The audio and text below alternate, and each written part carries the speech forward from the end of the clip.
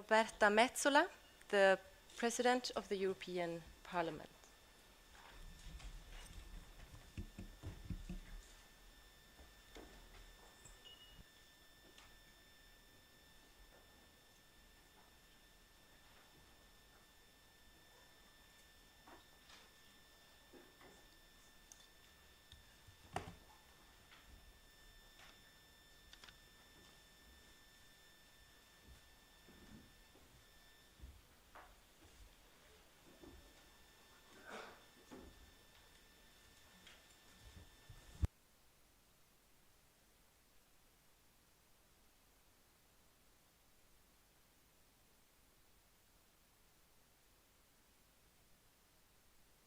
EU-Sámi.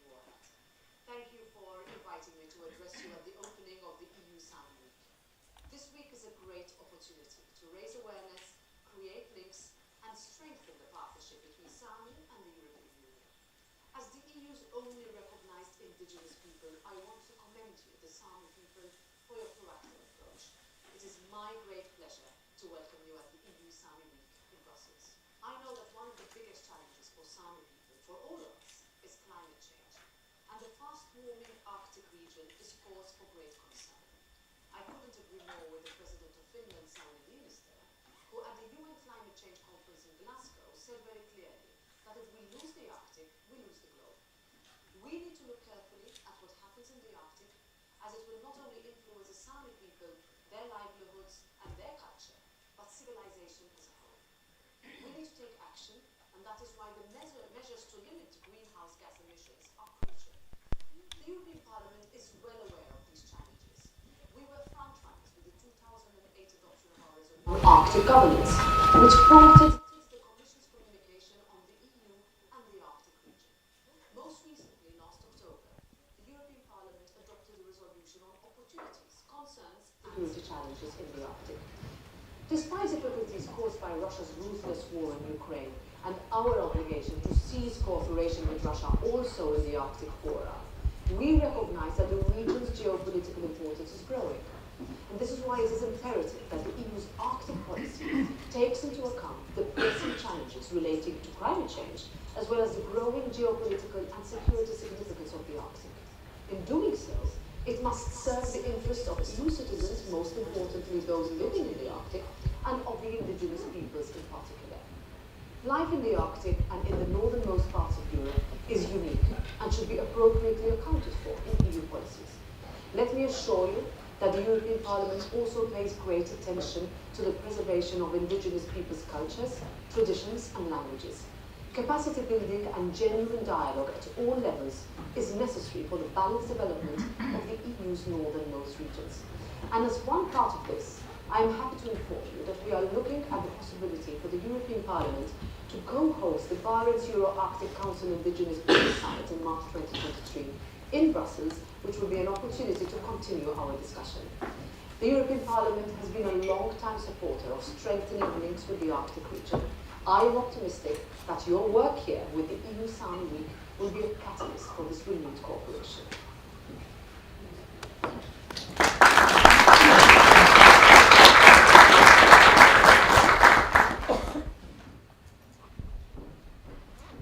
We thank the President Roberta Metsola for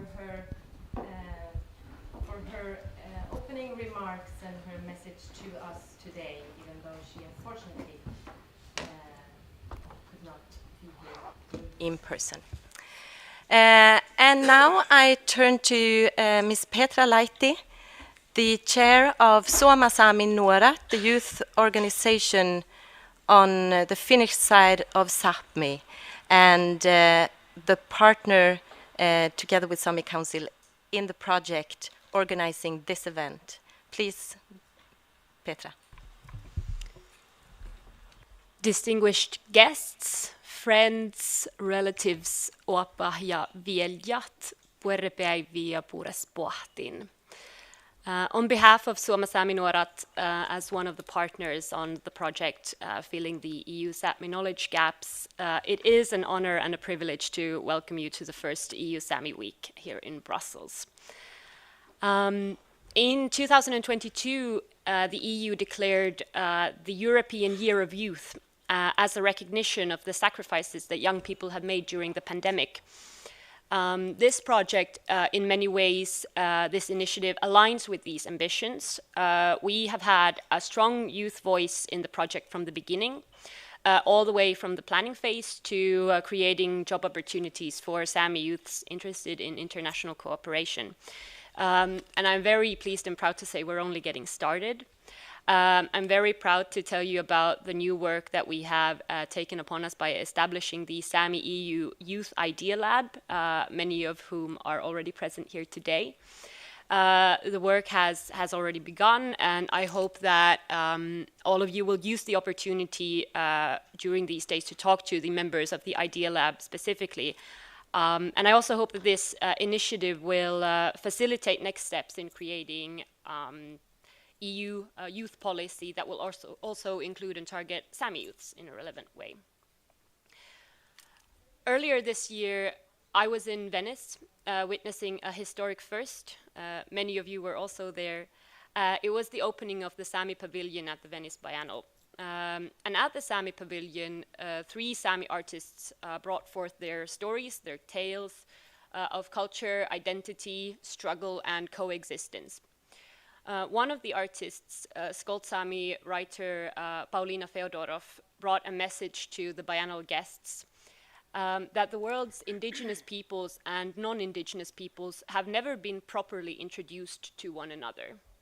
The Sami Pavilion in Venice functioned as an invitation of sorts for a visitor to arrive, to learn about us, to hear our stories and learn of our history, present and future, to hear Sami voices in a Sami space on Sami terms. And so when I look at you all and I think of this event, I can't help but think of that first contact between Sami and non-Sami, between indigenous and non-indigenous.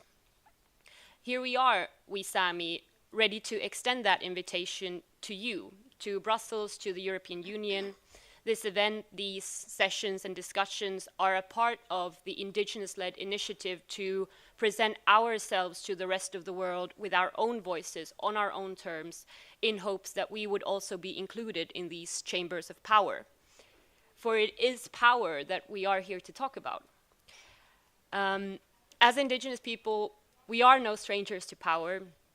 It is the power of others, not us, that decides what is best for the Sami, what is best for our culture, our languages, our livelihoods, our lands.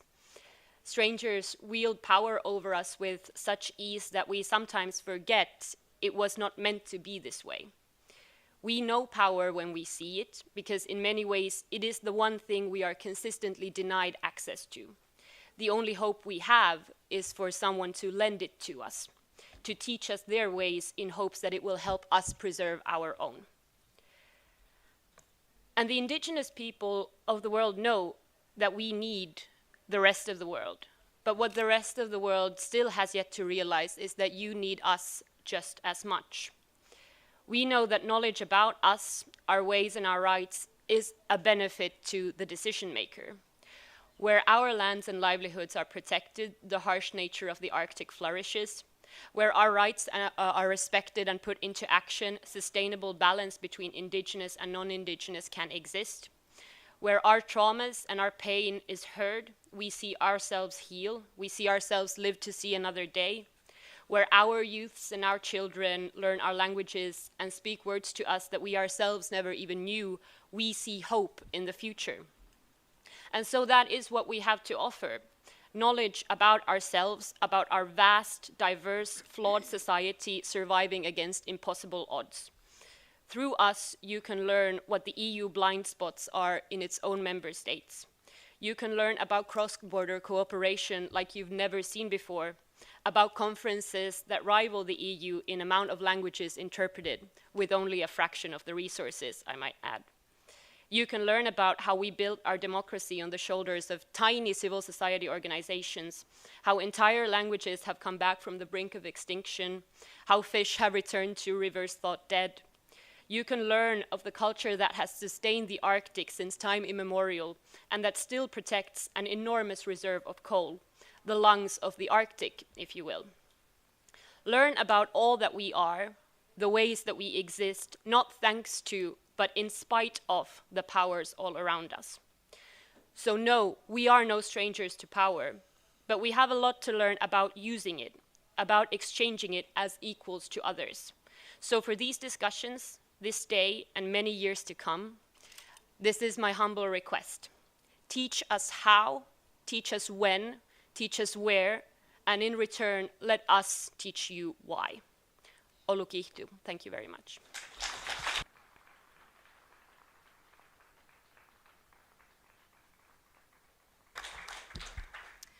Thank you so much, Petra Laiti, Chair of the Suomi Noorat Youth Organization. And now we will hear from Mr. Håkan Jonsson. He is the President of the Sámi Parliament in Sweden and also now currently the President of the Sámi Parliamentarian Council, representing the 3 Sámi parliaments in Norway, Sweden and Finland. So please.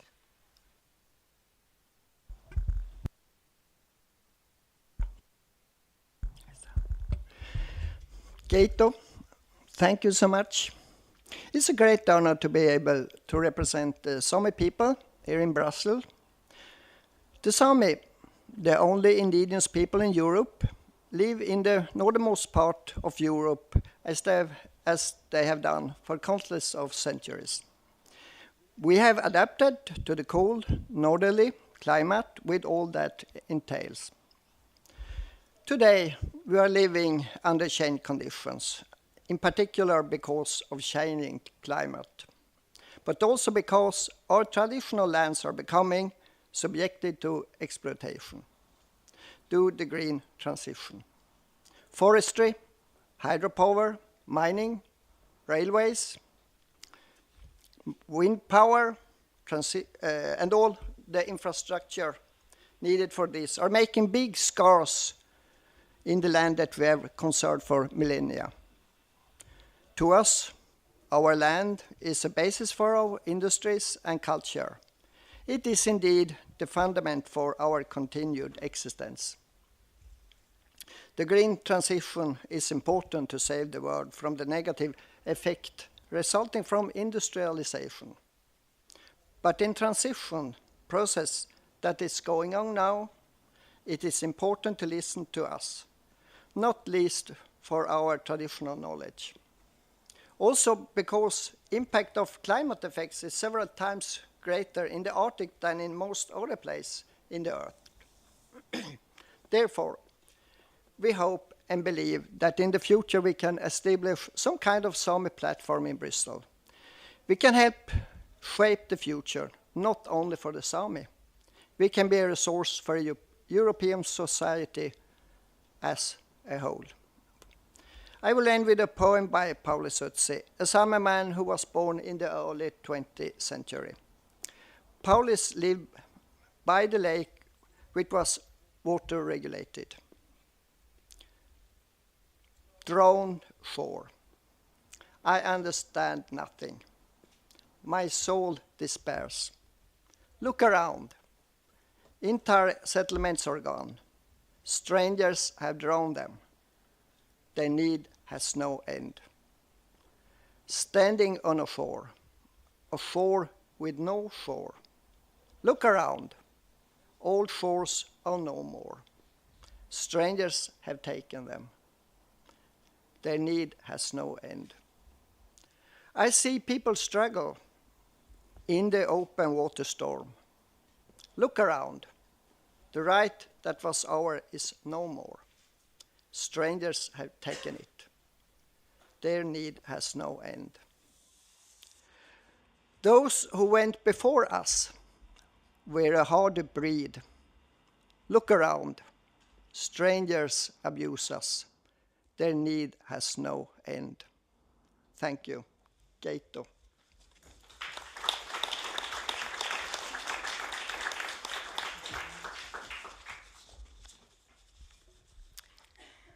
Thank you, Håkan Jonsson, President of the Sámi Parliamentarian Council.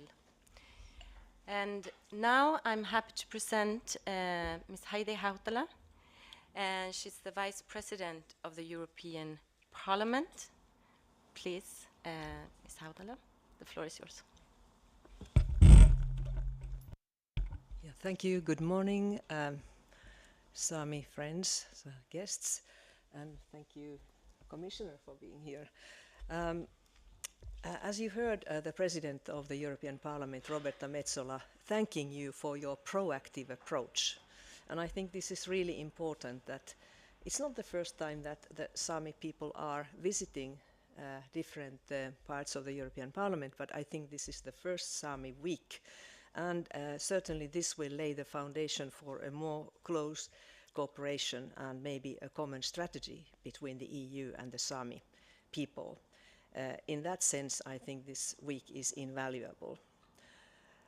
There is no real structured strategy between the Sámi people and the EU yet. And now I'm very happy to say that in its Arctic resolutions, the European Parliament has paid very much attention to the situation of indigenous peoples. This means, of course, in our Arctic, it means the Sámi people. And it goes without saying that, as President Metsola has emphasized, that climate change is a fundamental existential issue, and that indeed, as she quoted President Niinistö, that if we lose the Arctic, we lose the globe. So this is a common struggle, but already some decades ago, it was realized that the Arctic is warming faster than the other regions. And we've heard very dramatic and sad stories from reindeer keepers, how reindeer do not manage this changing climate with its surprising annual changes, reindeer getting drowned in water when there was supposed to be ice, not being able to find lichen under the ice because it's become inaccessible. So for me, it's very clear that the Sámi culture, Sámi civilization can only be saved if the Sámi traditional livelihoods, especially reindeer keeping, is saved. And there we have to pay attention to how the European Union's common agriculture policy is treating reindeer keepers. The European Parliament has very much paid attention to the situation where there are more and more mining and other companies trying to get hold of natural resources. We have this unbelievable, unprecedented boost and boom of electrification of our infrastructure, traffic, everything. And I think it has not been understood how much pressure this will create to the treasures under the surface of the earth. So there I think it is very important that we emphasize what has now become already customary law, free, prior, informed consent of local people, indigenous people. And I am aware that there's a lot of contradictions, there's a lot of tension in this area, but all who want to support and defend the rights of the Sámi people have to understand how important this is. And then I would also like to say that the European Parliament has paid a lot of attention to the role of indigenous peoples as guardian of nature, as guardian of ecosystem, of biodiversity. Whether we speak about Brazil and the Amazonas, or we speak about the high north with its Arctic environment, this is true everywhere. So we have to see that wherever there are indigenous peoples, that we protect them because they are also protecting us. Finally, I very much hope that the land rights of indigenous peoples will reach a point where all the remaining member states of the EU, and I'm also talking about Finland here very much, should ratify without delay the ILO Convention number 169 on indigenous and tribal peoples. It is exemplary how our neighboring countries have done that, but Finland still has the work to do. So with these words, I'd like to wish you a very great Sámi week, and I look forward to working with you on the Sámi EU strategy in the coming months. Thank you.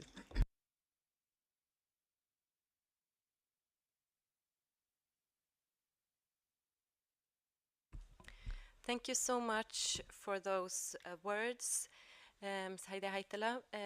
And now I have the pleasure to introduce Commissioner Sinkevicius, Commissioner for Environment, Oceans and Fisheries. Very happy that you could be with us this morning. Please, the floor is yours. Thank you very much, dear Sámi friends, dear Arctic colleagues and friends of the Arctic. Good morning to all, and of course it's my pleasure to be here today with you and take a part in the first EU-Sámi week in Brussels.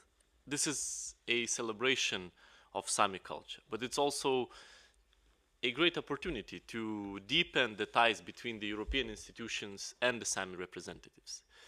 Many Sámi people are also EU citizens, so of course welcome to one of your capitals, welcome to your institutions, and today many of you have come from different areas of Sápmi. You represent the Sámi parliaments, the Sámi council, and different Sámi civil society organizations. You represent the Sámi people. And the EU and the Sámi have a long and solid history of cooperation.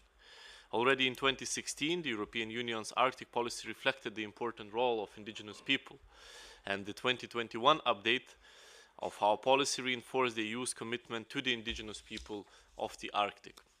Today, Arctic cooperation is affected by, first of all, Russia's illegal, unjustified war against Ukraine. This invasion has had a profound impact on the state of affairs in the world and on Sápmi and the Sámi people as well. The European Union and its allies acted swiftly and decisively with sweeping sanctions against Russia. Those sanctions are not aimed at the Russian people, they are aimed at the Russian regime, and we are prepared to do more if needed. But that said, we also must acknowledge that pausing cooperation with Russia cannot and must not mean pausing Arctic cooperation, because most issues of strategic as well as day-to-day relevance to the Arctic and its inhabitants, including indigenous people, cannot be paused. The EU's commitment to the Arctic continues, and the implementation of our Arctic policy must continue. And our policy covers the challenges faced by the European Arctic regions. It focuses on maintaining a peaceful, safe, and stable Arctic. At the same time, it also addresses environmental and climate challenges and offers support for the sustainable development and prosperity of the region and its inhabitants, including, of course, the indigenous people. We acknowledge the Arctic vast potential in multiple areas, and it can be a center of a strong and sustainable green and blue economic activity. But at the same time, we must be loud and clear and say that opportunities in the emerging economic sectors must be balanced with the rights and needs of the indigenous people. In Sápmi, as in many other places, access to services needs to improve, in particular to health, education, and administrative services. The voices of women and youth must be heard and reflected in policymaking. Sustainable and equitable green and blue economic models must respect and protect natural ecosystems, and they must be geared towards bringing well-being and prosperity. But most importantly, economic development must also benefit those who live in the Arctic, including the indigenous people and future generations. All initiatives in the Arctic must follow the principle of free, prior, and informed consent from local and indigenous communities. This week, we have an opportunity to talk with each other. The EU wants to hear you, to listen to your voices. As we move forward with the implementation of the EU Arctic policy, events like this one will give European Commission useful insights, and they will help us better to steer our programs and activities. The EU is already implementing the EU Arctic policy through many initiatives: the European Green Deal, Horizon Europe, regional development, support to sustainable and green and blue development, and protection work in the marine areas such as in Central Arctic Ocean, to name a few. Our regular engagement with municipalities and indigenous representatives and the Arctic stakeholders also continues. Our next EU Arctic Forum and Indigenous Peoples Dialogue will take place in Nuuk in early February 2023, so please save the date. I would love to see you there. I can also add that the Commission is mobilizing additional funding to address gaps and support activities under EU Arctic policy.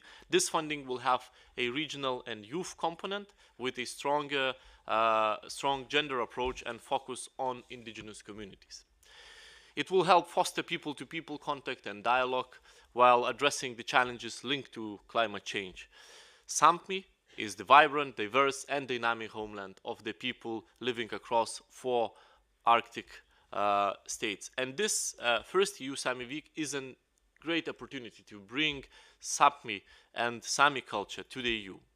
This event offers an impressive cultural program, and I'm certain that it will help deepen the understanding of Sámi people and Sápmi in the EU. For those of us living in Brussels, this is also a chance to experience firsthand the cultural richness and diversity of the different Arctic regions and the EU.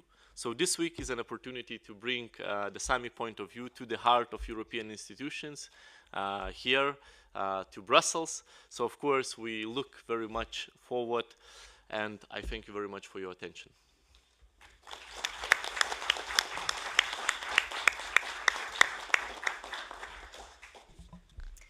Thank you so much for those words, Commissioner.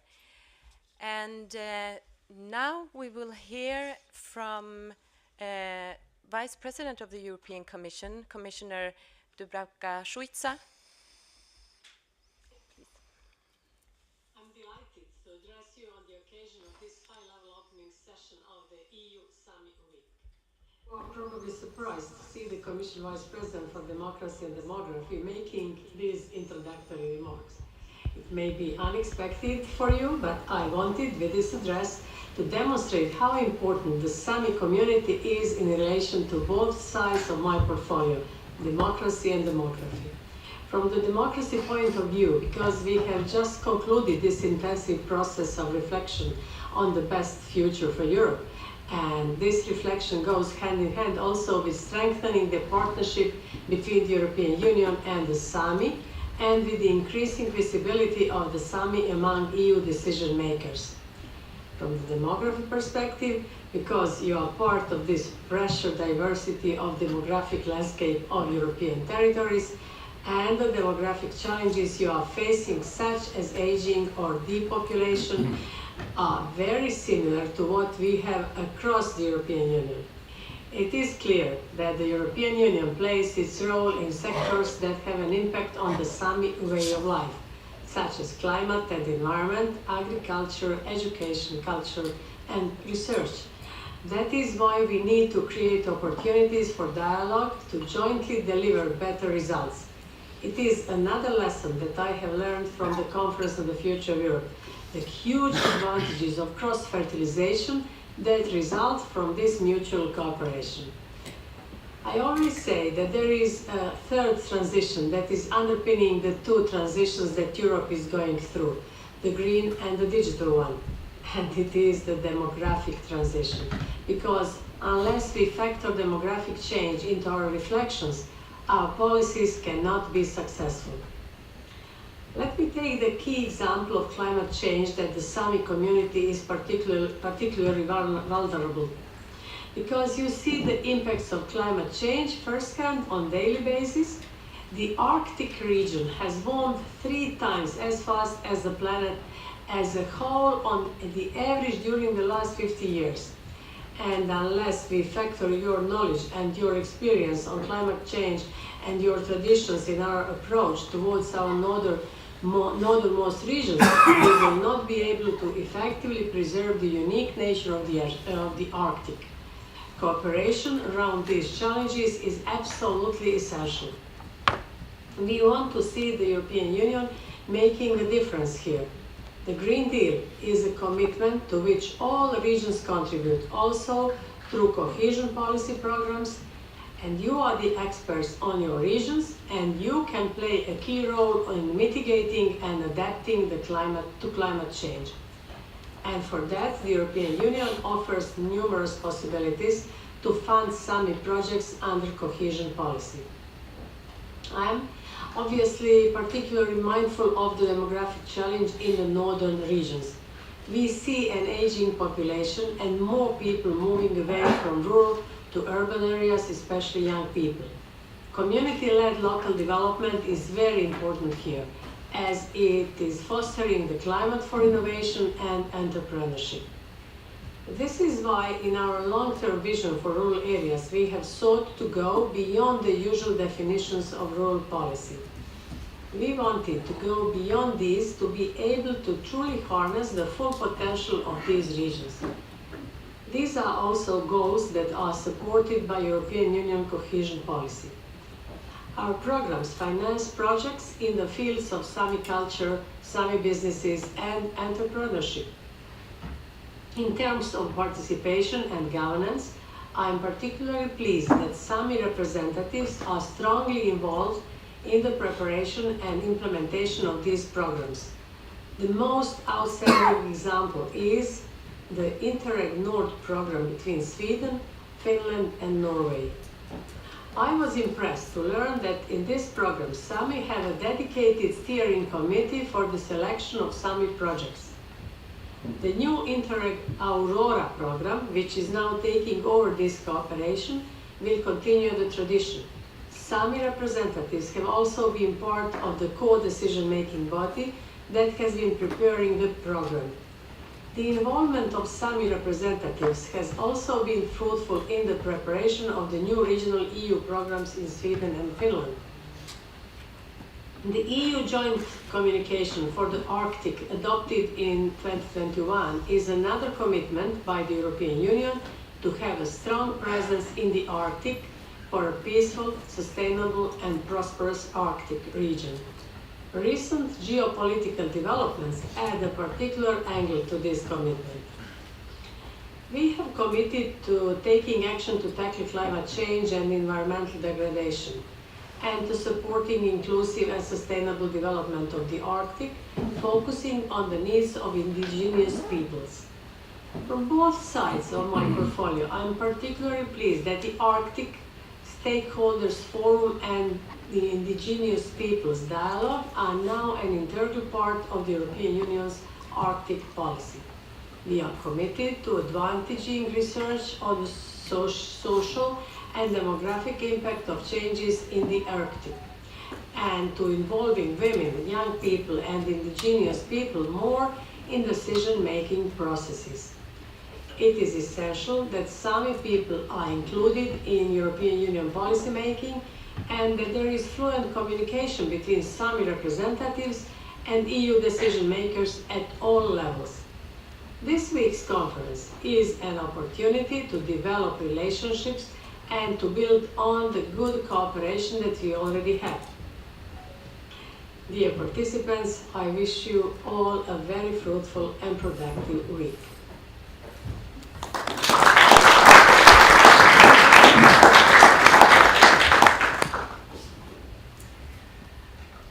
I thank Commissioner Schwitzer for that remark, and I turn to the last speaker of this opening, but certainly not least, the President of the Sami Council, Ms. Kristina Henriksen. The floor is yours.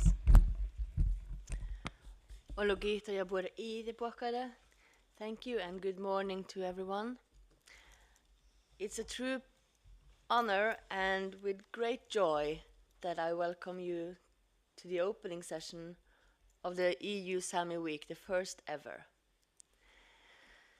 We have for many years experienced a need for strengthening the relationship and the partnership between Sápmi and the EU. And throughout the last couple of years we have been able to do so.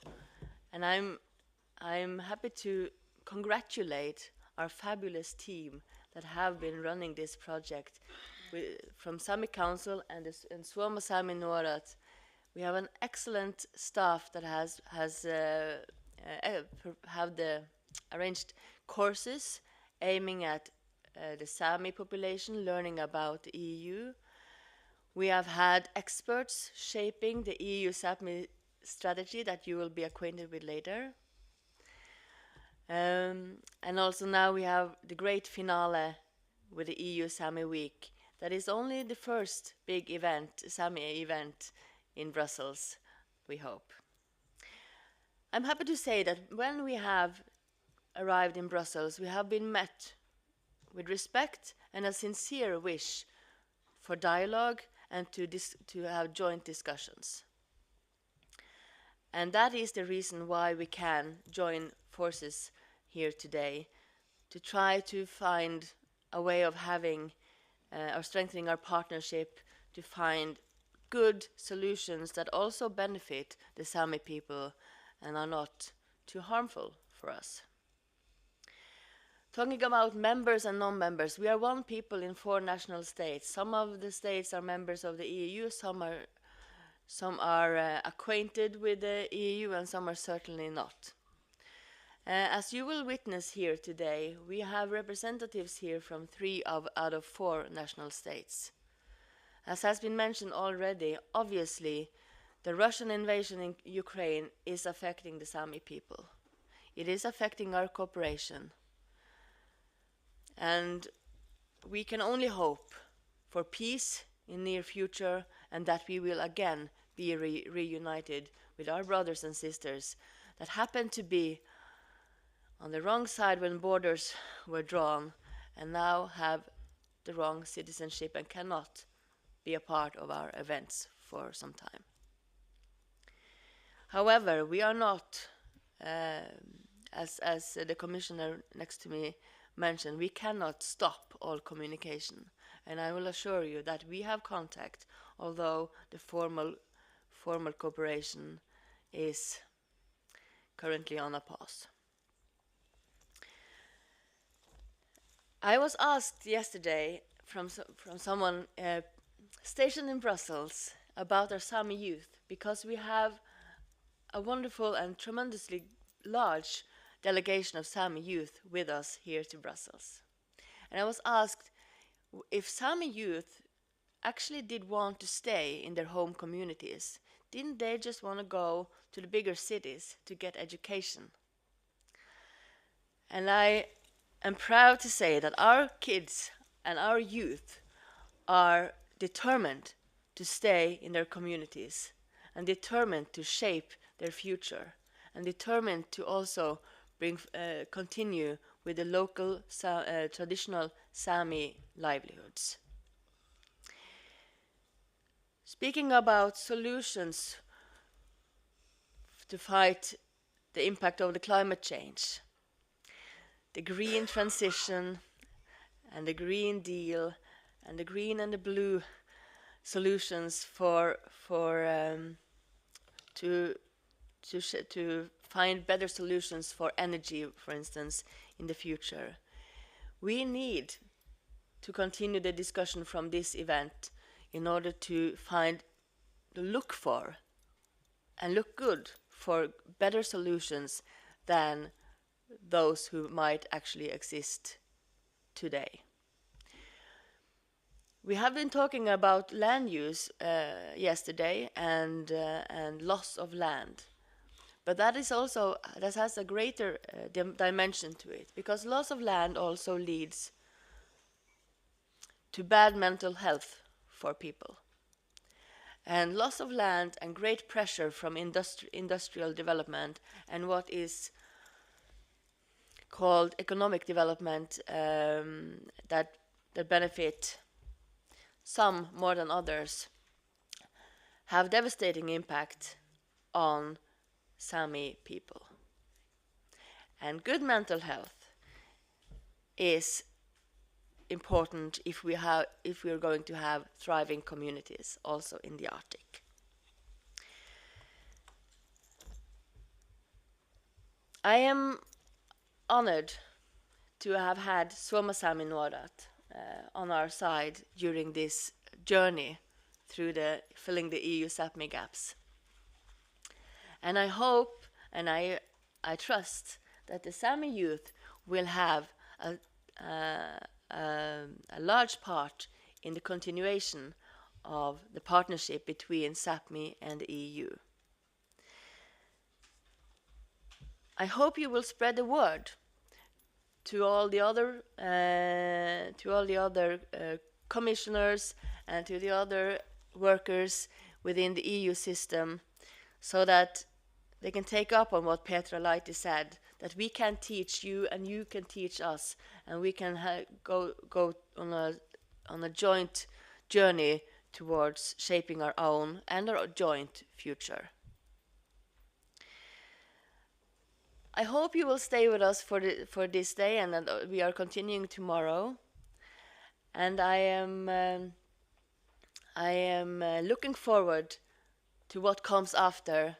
But for these 2 days, let's celebrate and have proper and fruitful discussions on what can only be a better and strengthened relationship and dialogue between EU and Sápmi. Ologitu.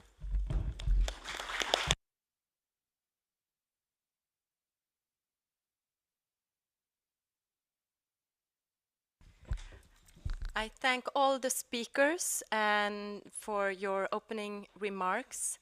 And there will now be a break before the next session starts. So just a round of applause for our distinguished panel again.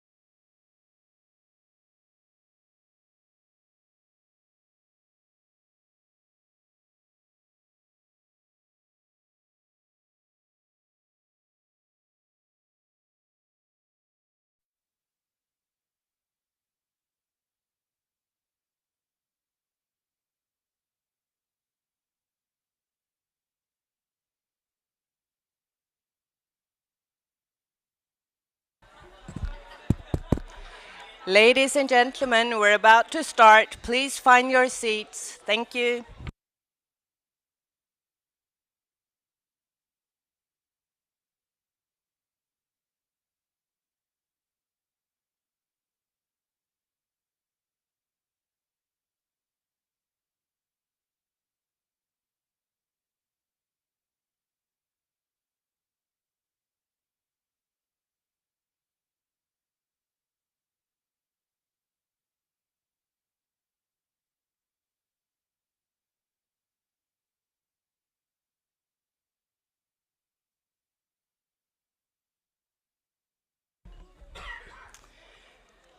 So, good morning, everyone. Good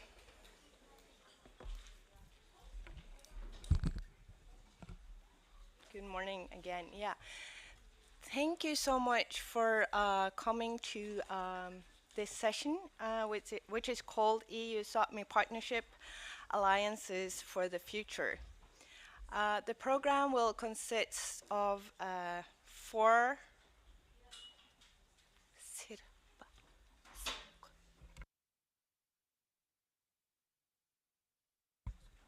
Okay.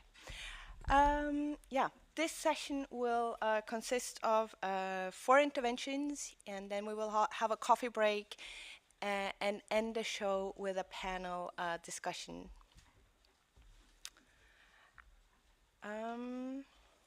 Yeah, I think as we heard in the opening session, partnership was one of the keywords and the buzzwords that all of the partners mentioned, and the purpose with this panel discussion is to dive into more detail and how we can operationalize the partnership concept. We will start with our first intervention. It's a former colleague of mine, an excellent legal scholar, and currently a member of the Sami Parliament and a policy advisor, Mr. Eirik Larsen. The floor is yours. Gishto, thank you, and good afternoon, good morning, everyone. I was actually asked a minute ago to participate in this panel, so my preparation has been rapid, I must say.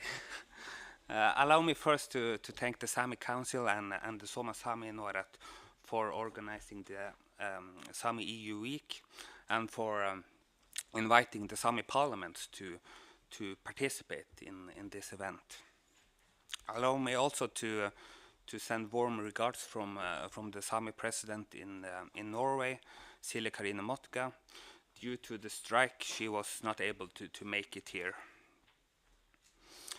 I would use this opportunity to say a few words about the Sami Parliament in Norway as an example of exercising self-determination, indigenous people's self-determination. The Sami Parliament in Norway is a representative institution for the Sami people in the Norwegian side of Sápmi. It is elected by the Sami among the Sami in the Norwegian side.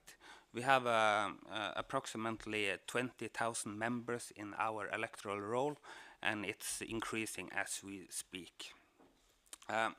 We have 39 members of parliament, and a couple of them are present here today. Our daily work is led by our governing council, which is led by the Sami president, and she has 4 members in her council. The parliament in Norway has the most employees among the 3 Sami parliaments. We have approximately 150 employees. Although the parliament is quite unique in the indigenous world, we have and 150 employees sounds a lot.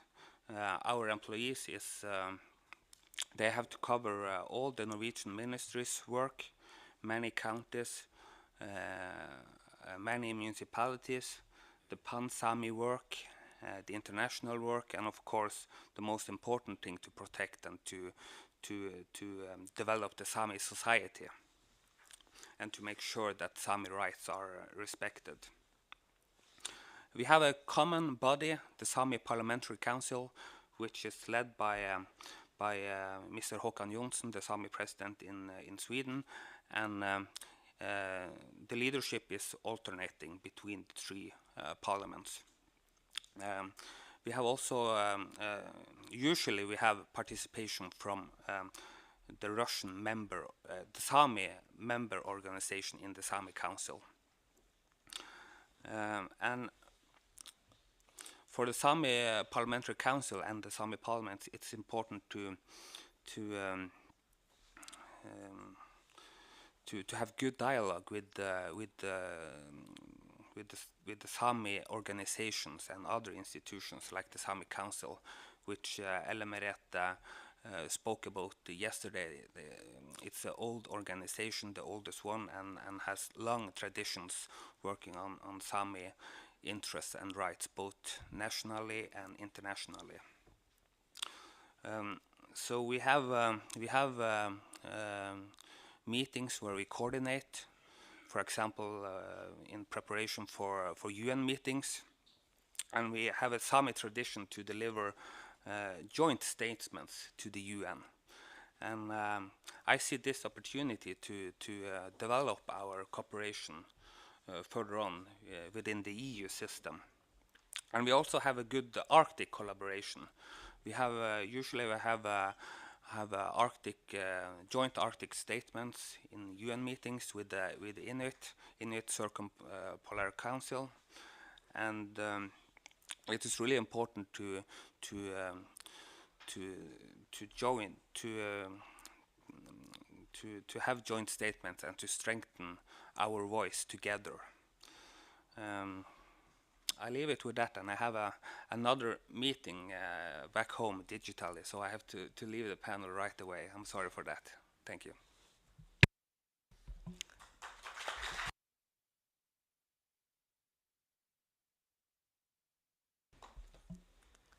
Thank you so much, Eirik Larsen, for your flexibility and your kind words as well. And it's true that the Sami Council and the Sami Parliament have a strong partnership and also a strong commitment for collaboration to strengthen the Sami people's rights in general. The next speaker is to tell you about one of the deliverables from the project that this Sami Week is a part of. The project is called Filling the EU-Sápmi Knowledge Gaps. And one of the activities in the project has been to gather some Sami experts to give us guidance on ways and means to strengthen the partnership and the policy measures to bring tangible results from EU to Sápmi. With those words, I please welcome Mr. Rune Fjellheim, expert member of the Sami think tank. Welcome.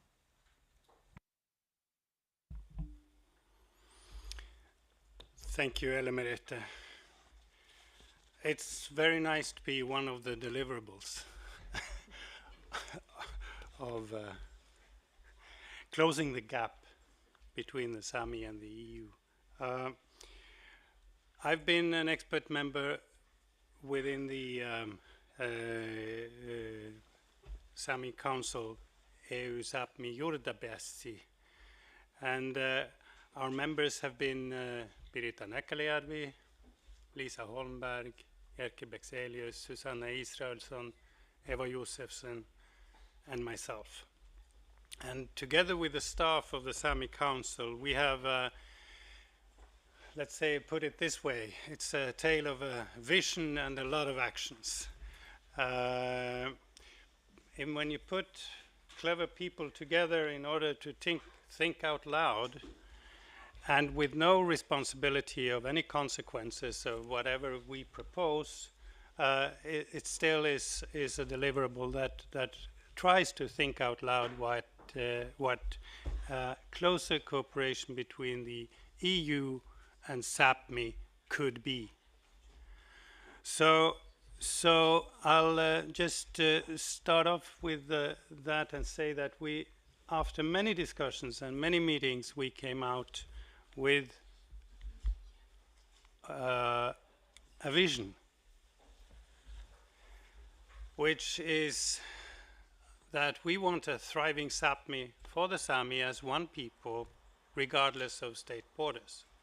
So we try to encapsulate the ambitions of Sápmi and the Sami people as one, and identified, of course, state borders as one of the main hurdles that we often find challenging. And that is one of the areas where the EU and Sápmi sort of meets.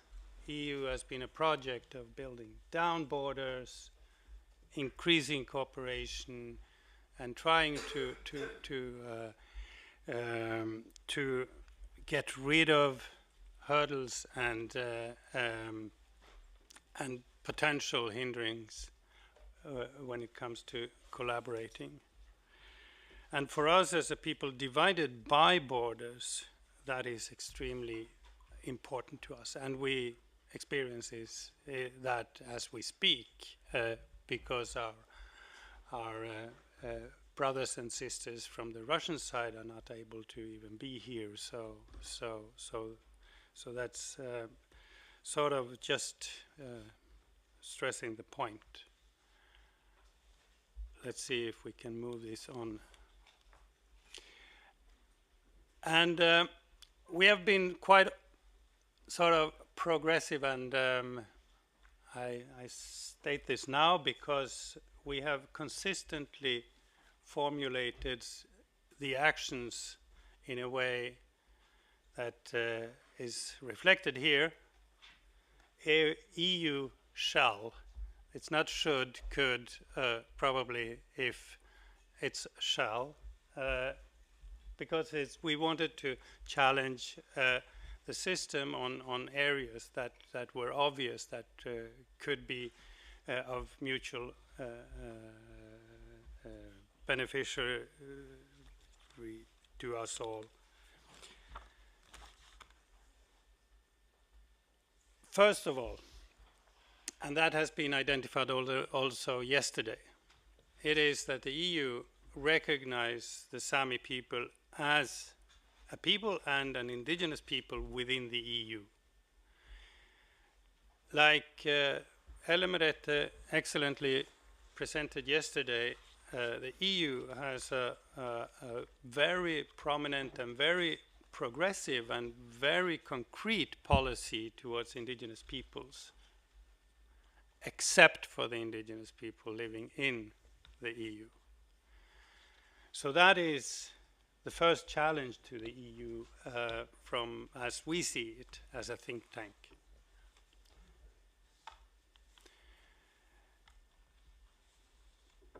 And this works every second time I press the button. As a consequence of that, we have identified that a mechanism has to be established within the framework of the EU. And that is the discussion around representation and presence in the EU system. The Sami is one people that is not formally represented within the EU system, regardless of the fact that two of the countries where we traditionally live are members of the European Union, and one country is a strong associated member and actually is quite advanced in developing all the rules and including all the rules that comes from the EU, namely Norway.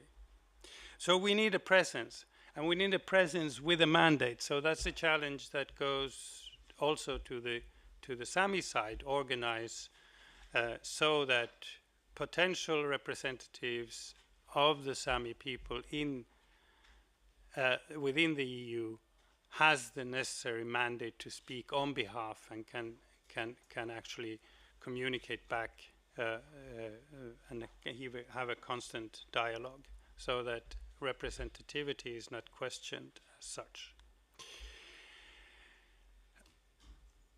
And then we have produced a long set of actions and themes that we find practical and necessary to cooperate on. It's like, as we state from the think tanks side, we have identified areas that are sort of low-hanging fruits, where there's where it easily can be developed policies and mechanisms to support the work.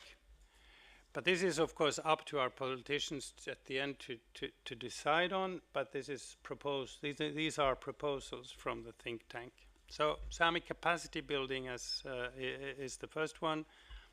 Building our own capacity to be able to represent ourselves and to develop our knowledge of the system in order to utilize the mechanisms that already exist.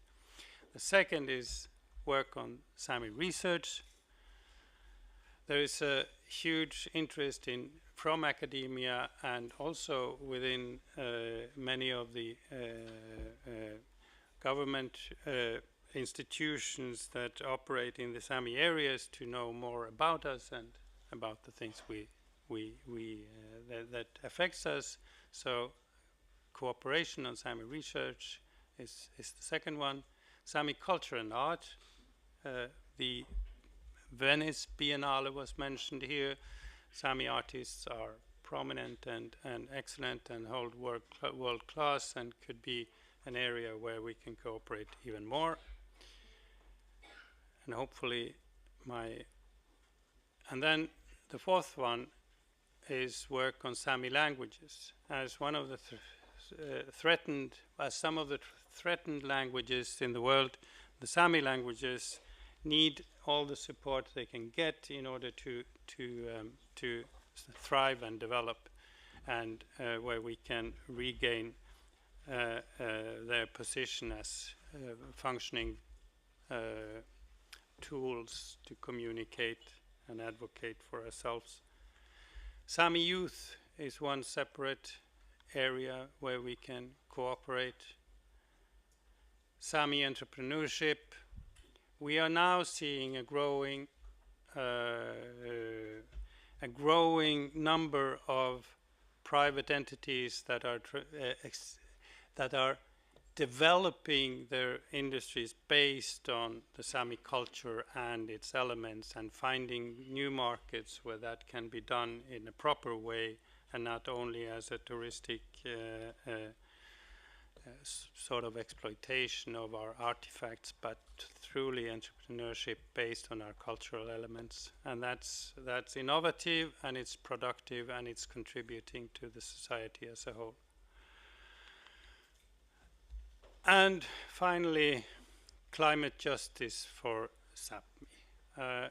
The northernmost areas in this continent is heavily affected by the warming climate. We have to find ways to combat the cause of climate change, but in a way that does not destroy more than it actually remedies the energy production, because a scarce resource in the future, as we see it, is also areas that are not necessarily industrialized and exploited beyond recognition and beyond the threshold of sustainability. So that is a huge issue in the Sámi areas.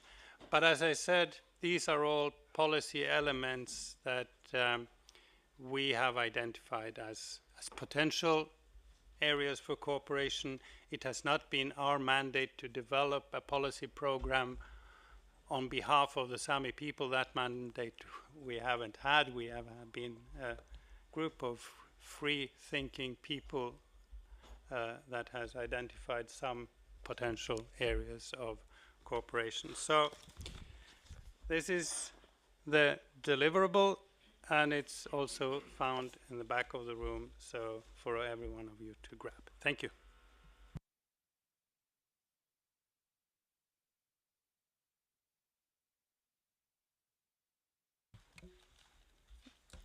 Thank you so much, Rune, for that informative presentation of the excellent work and the suggestions that is put on the table.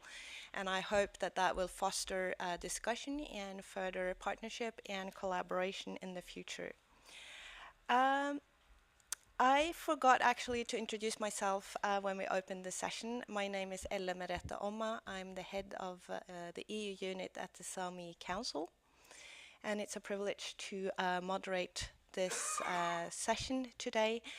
I started in this position in 2018, and I have to admit to trying to navigate the EU system was pretty hard, confusing, and when I thought that I at least had an idea on what's going on, I just realized that I didn't have a clue.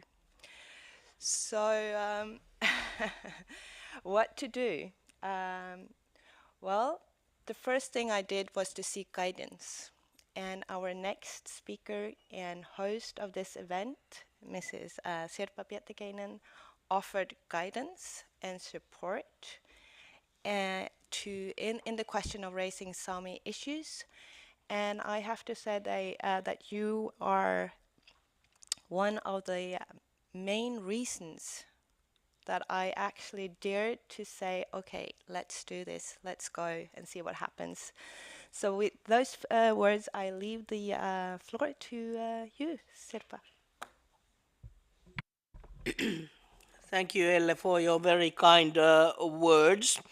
And this encourages me to apologize you for being late. That is for the pure reason of getting lost on the building, between the buildings on Parliament and here the Committee of Regions. That always makes us to be humble. So however well you think you know your environments, you might get lost, and you always need advice from other people and guidance how to get your way through. And this is actually where we MEPs are here, and I'm very happy to co-host this session with Alice. To give the guidance and support as far as we can to the different kind of European people, and in this case especially for you Sámi people. The issue of the Sámi people has been very close to me for very, very long time, for various reasons. One of them is that all human rights and individual rights are very close to me. And this, of course, emphasizes the right of the minorities that are so easily forgotten and overstumped, intentionally or quite often unintentionally also. So these people, be it whatever category you want to label, and I hate the labeling a bit because that sort of overshades the colors that we all people are different and individuals.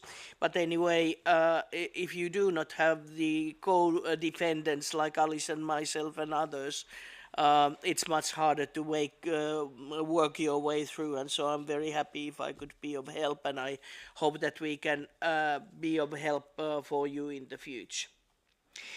Then my second point is that I was the rapporteur on the Arctic strategy. It was about 5-6 years ago. And one part of that strategy was two elements I would like to mention to you. The another one is the Arctic environmental impact assessment, and this links, of course, for the climate justice, for example. So the pristine environment needs to be taken into account, and the longevity of different kind of impacts and the impacts for the culture. And as you know, environmental impact assessment is not only nature, it's also the local population and indigenous peoples. And this is a big issue. I don't need to tell it to you when it comes to local livelihoods or culture or the way the different kind of actions, like for example the energy production impacts on it, and of course this is very grave in Russia. So the people need to have a say. And how to make that a say in European level? And I think that this is a two-way street. One part of it is what we heard, and thank you, Rune, for excellent introduction. What you have to say, what you need to say, what do you want the EU to do for you? We can't know it without this very tight interaction. And the other way of the street is, how do you know what is decided in the EU? RRFs, the huge, as you've heard, support packages after the COVID-19 budgets, common agricultural policy, LULUCFs, forests, care strategies, I could go on and on. And to make this two-way street function, I think that you should have a permanent representation in the EU. And how to make it? It's very, to be frank, it's very hard to formalize it in the EU because member states do not want it. They do not want it because they are afraid of their own national issues, starting with the Basques and the Kurds and you name it, Roma people and other minorities. So if we just sit and wait the EU to provide it, won't happen. But why couldn't these member states that have Sámi people decide together, all these Nordics plus Norway, that okay, in our representation we reserve a corner, a table, and a bit of financial resources to cost one person from the Sámi community to be present. And so that would enable you better, with maybe some intern, to go on through what is in the Commission's work program, what are the proposals, because I have to be very frank again, I do not always remember when I'm dealing, let's say, in environmental criminal law, that, okay, what should I think, what should I say about the Sámi people? And so you need to be alert what is decided and to feed, like the other lobbyists are doing from the business sector, your points of view on that existing legislation. And this is the priority, and this is very cheap and easy to do. Well, the only thing what needs to happen is the decision of the member states plus Norway, and someone, and I have been trying to speak it in Finland, to start it, because then the others wouldn't dare to say, okay, we won't shoulder our part. And meanwhile, we could be together trying to construct that kind of a sort of a roadmap. What are the elements would be needed for you to follow up? How to establish the contact with different MEPs, how to establish the contacts with the Council, and how with the Commission and the respective civil servants there, and how to sort of start pushing it so that it could happen, and we should lobby it so that it would happen from the start of the next election period. And well, there are a lot of substantive issues I would like to raise, but being aware of the time, I'll just shut my mouth and open my ears and let you to continue and start learning. Thank you.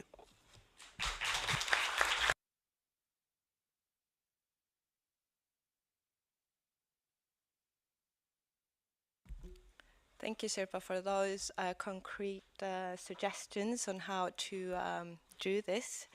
The Sámi Council has had a conversation with the European Commission for a long period of time, and we have started our journey to get to know each other, and also received some support, both financially but also morally, from the European Commission. So it's a great pleasure for me to introduce the next speaker, Mr. Raphael Goulet. He is the Deputy Head of Division for in the DG Mara, dealing with Arctic issues. Please take the floor. Many thanks, Elemerete, dear Sámi friends, dear colleagues. First, I would like to congratulate you for the organization of this first ever Sámi Week. And I think Christina mentioned it as the great final, which indeed, because it's a result of a journey, but surely it will not be the final in the sense of the last act, I'm sure. And let's hope that next year or every 2 years, let's see, there will be many more of these EU-Sámi weeks. And thank you very much for the honor to address you today. This event brings Sápmi to the EU, but I'm sure it also brings EU to Sápmi and more EU to the Sápmi, I should say, because EU is not new or strange to Sápmi or to the Sámi people, and nor are the Sámi people strange to the EU.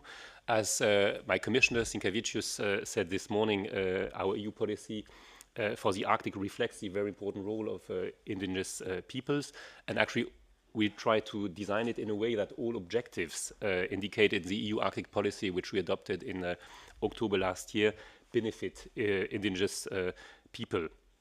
And one of them specifically recognizes the need, I quote, to foster inclusive development to the benefit of its inhabitants and future generations. Throughout the last years, you mentioned it, Elemerete, we have been talking with representatives from Sámi people. We have done so before updating our EU Arctic policy. We did so at the last November when we organized the EU Arctic Forum and the Indigenous Peoples Dialogue. So we talk to each other on a regular basis, but we're not just talking. It's not just about holding dialogues. We are already also working with representatives from of the Sámi people through different activities and, of course, partnership. And it could not be otherwise, as partnership means, again, I think it was a quote from Christina, means mutual respect and benefit.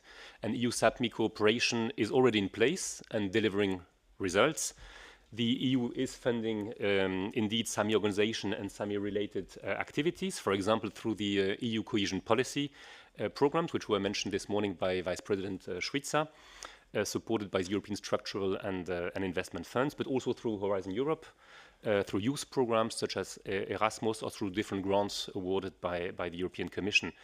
Let me start very briefly. I will not, don't worry, I will not mention them all. I will just pick and choose just to make sure that we are all aware about these important ingredients, which also reflect largely the suggestions to move forward. So let me start with the regional support, which was already mentioned this morning and will be addressed tomorrow as well. The new Interreg Aurora program includes a sub-area Sápmi and invests in innovation and entrepreneurship in Sámi communities. It supports the use of Sámi traditional knowledge, and it includes a strong cross-border and people-to-people angle. This program, Aurora, follows the previous Interreg Nord 2014-2020, which also counted with specific support to Sámi areas.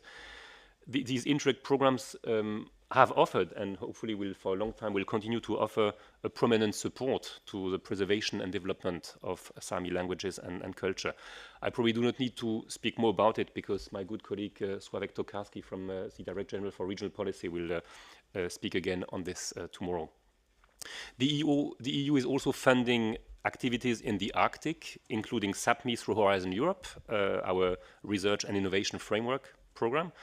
Most of Arctic projects funded under Horizon 2020, which was a predecessor program, so that's already one piece of knowing the EU is just to get acquainted with all these. And I try to avoid using too many acronyms, but that's another challenge. But be reassured, we also have the same challenge as you have. It's just a way of already combating in an early way Alzheimer, I guess. So let's take it as an exercise. So Horizon Europe already and Horizon 2020 were already engaged with and involved indigenous peoples in one way or another. Arctic Passion is an example funded under Horizon 2020, but it's still an ongoing project with 8 indigenous communities as co-creators of the project's actions. Indigenous organizations representatives are also present in the advisory board of the project.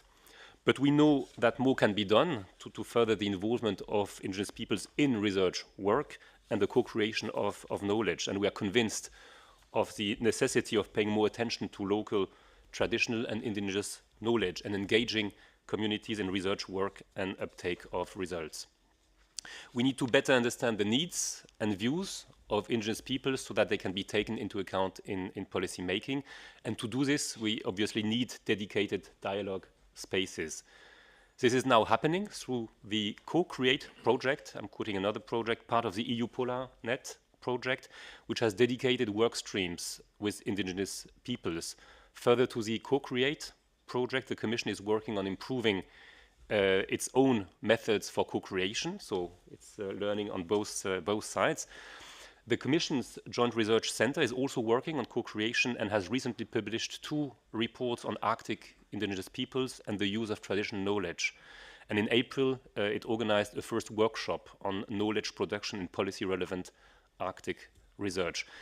These initiatives involve, of course, indigenous representatives. So many initiatives are already happening, and we will continue working together with indigenous representatives. The Commission is also mobilizing resources, including through grants, mentioned earlier by Ele Merete. In April, we concluded a grant to the Sámi Council to support capacity building.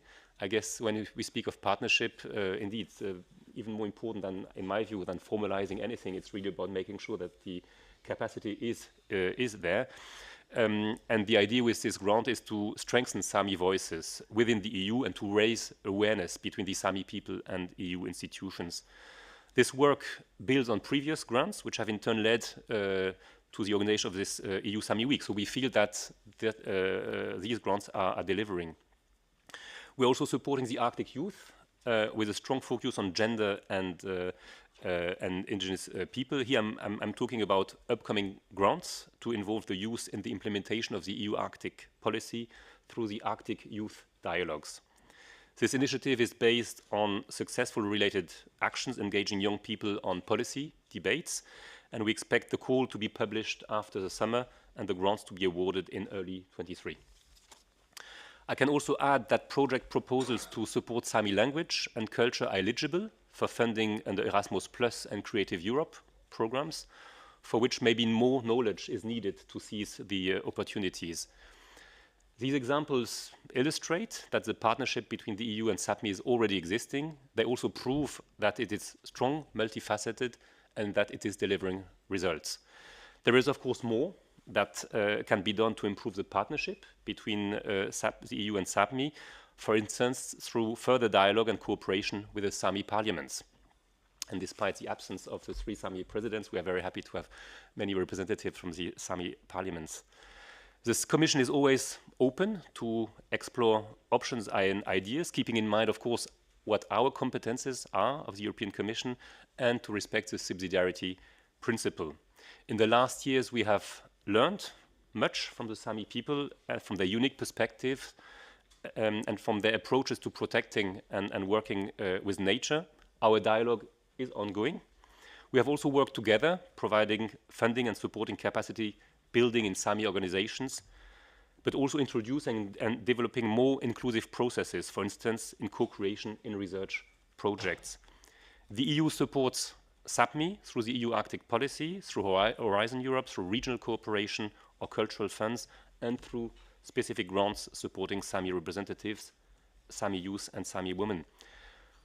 Our partnership is well and ongoing, so the EU Arctic policy is also a policy for the Sámi, for those of you who are also EU citizens and those of you living in the Arctic. We will keep working with you and learning from you, and we will share our experience with you, facilitating understanding of the EU and the different opportunities it offers, and we will keep providing support.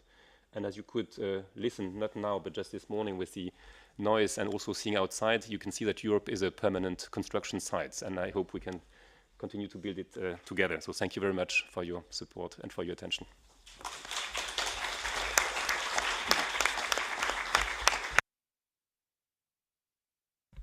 Thank you so much for those words and the information sharing on ongoing initiatives that the Commission is currently offering.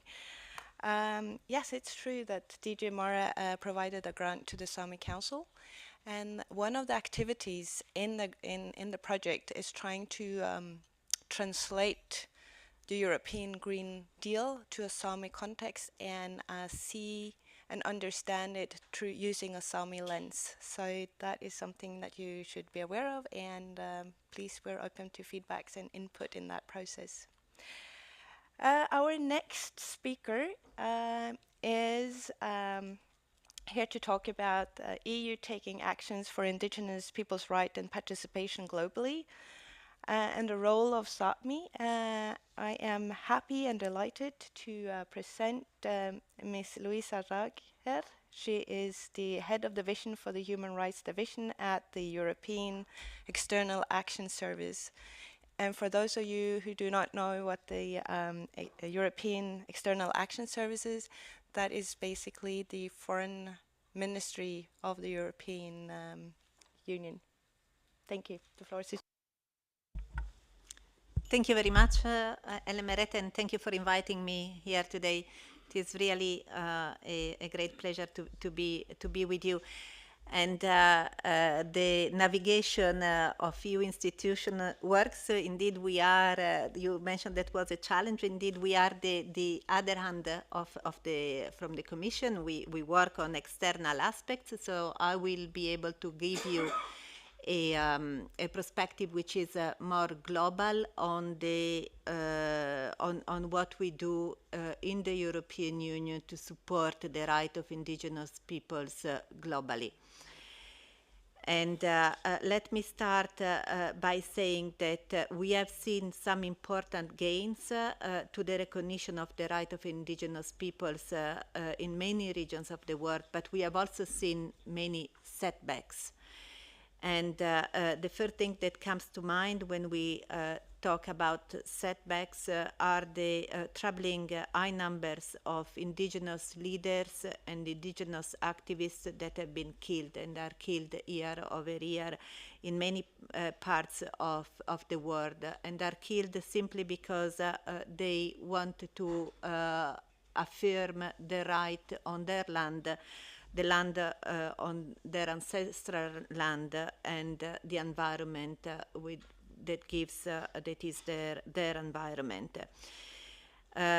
Talking about numbers, in 2021 we have seen at least 358 human rights defenders killed. Out of these, 60% were land, environment, or indigenous rights defenders. And out of these, 1/4 were indigenous peoples themselves.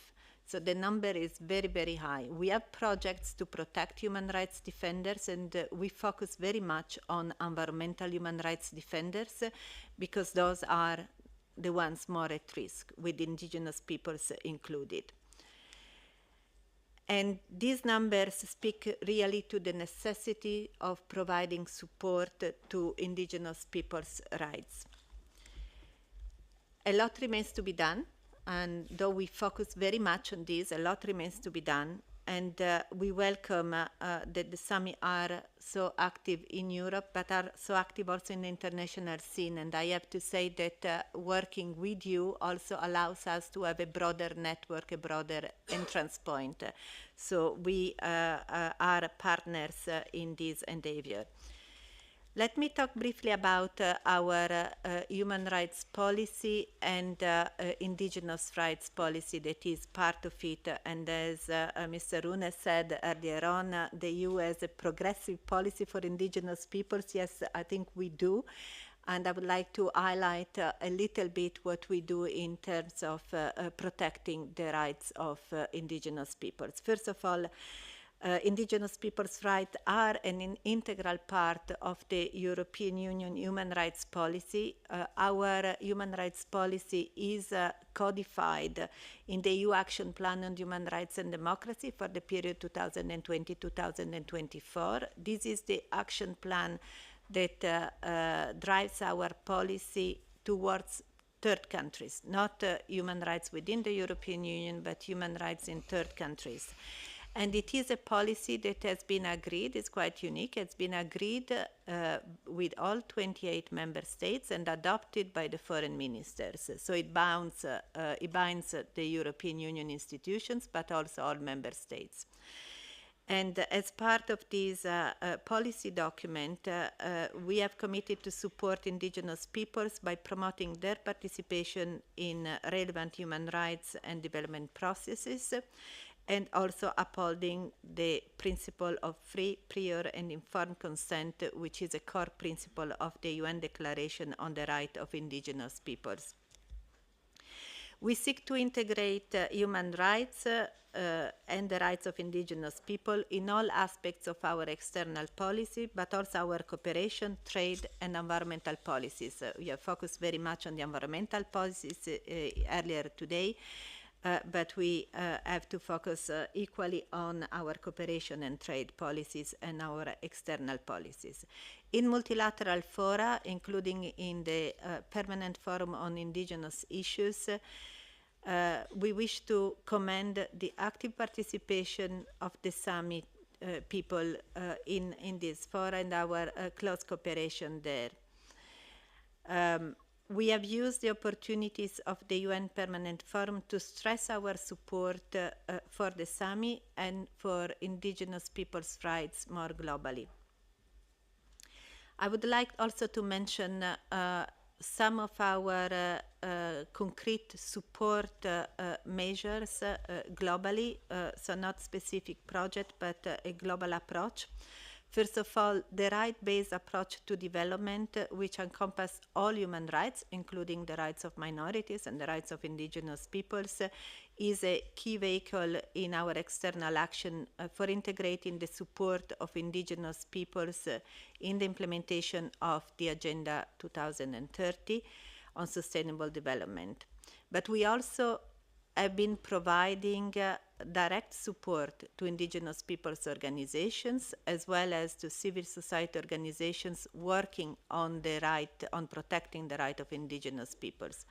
We have had, and we continue to have in the next financial period, a thematic program on human rights and democracy, which has been launched in December. The new 7-year program has been launched in December by President van der Leyen, with a budget on 1.5 billion for the entire world and for all human rights policies. This adds on to the budget that is available through our geographic allocation, so it's not the exclusive possibility, the only possibility to provide the support to projects that protect the right of indigenous people. I looked to see what we have been providing to be able to give some figures. So in the last period, 2020-2021, through our offices around the world, and you should benefit of that network as well. We have 145 offices around the world. Is the biggest diplomatic network of any country. So it is important that you are aware of the strong network and abilities of our colleagues on the ground. We have been provided 1.4 million to country-specific call for proposal that benefit directly indigenous organizations and individuals. And I just give one example. In Guatemala, for instance, we promoted young indigenous leadership, and this was one of the issues that was raised as one of the targets for the Sámi population as well, to focus on youths, but also freedom of expression of women. And the gender angle is always very important in our human rights policy. Horizontal programs like the support to the Indigenous Peoples Center for Documentation, Research and Information is a key instrument that we have at our disposal, as well for the support of indigenous organizations advocacy in Brussels, but also in Geneva and New York, where the multilateral discussions take place.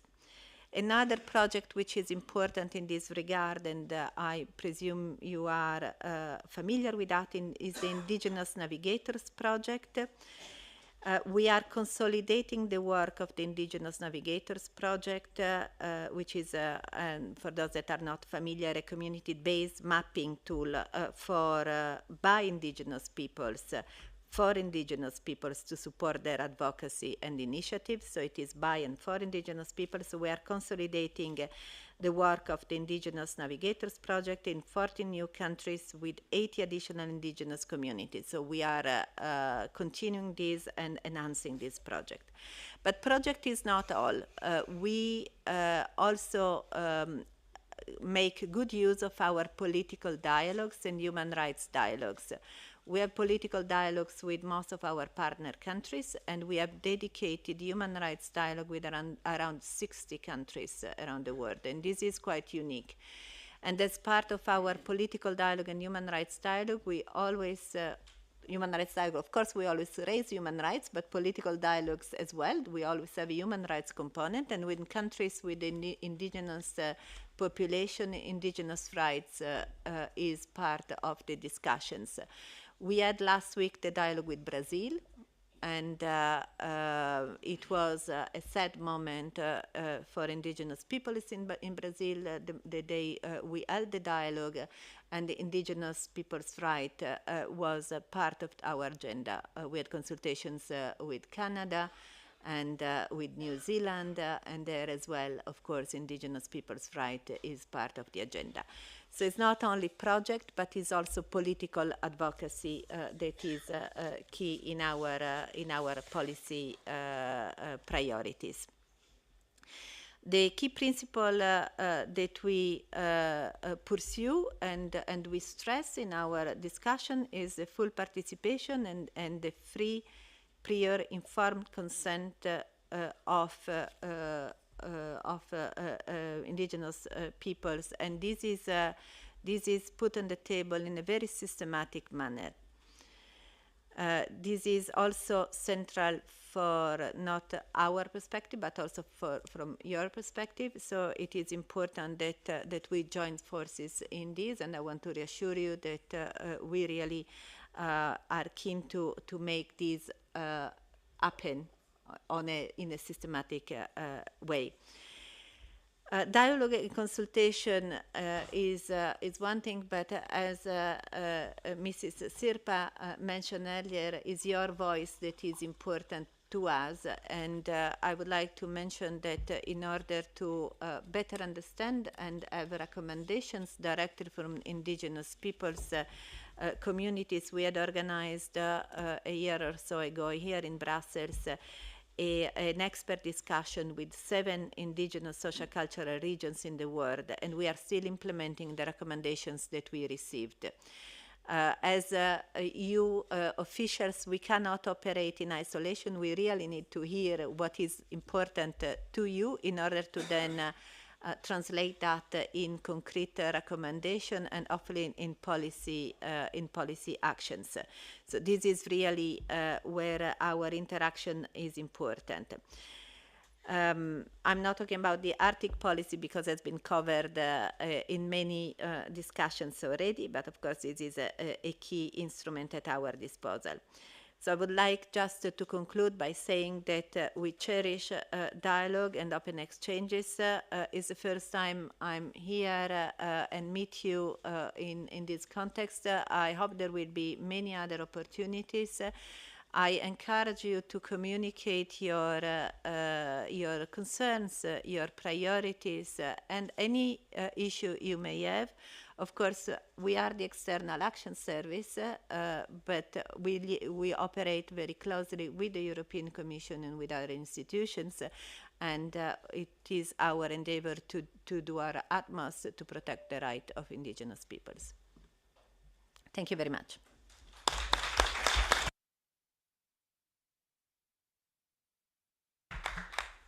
Thank you so much for that intervention. It's always inspiring to hear the European Union's commitment towards indigenous peoples globally, and it also gives us,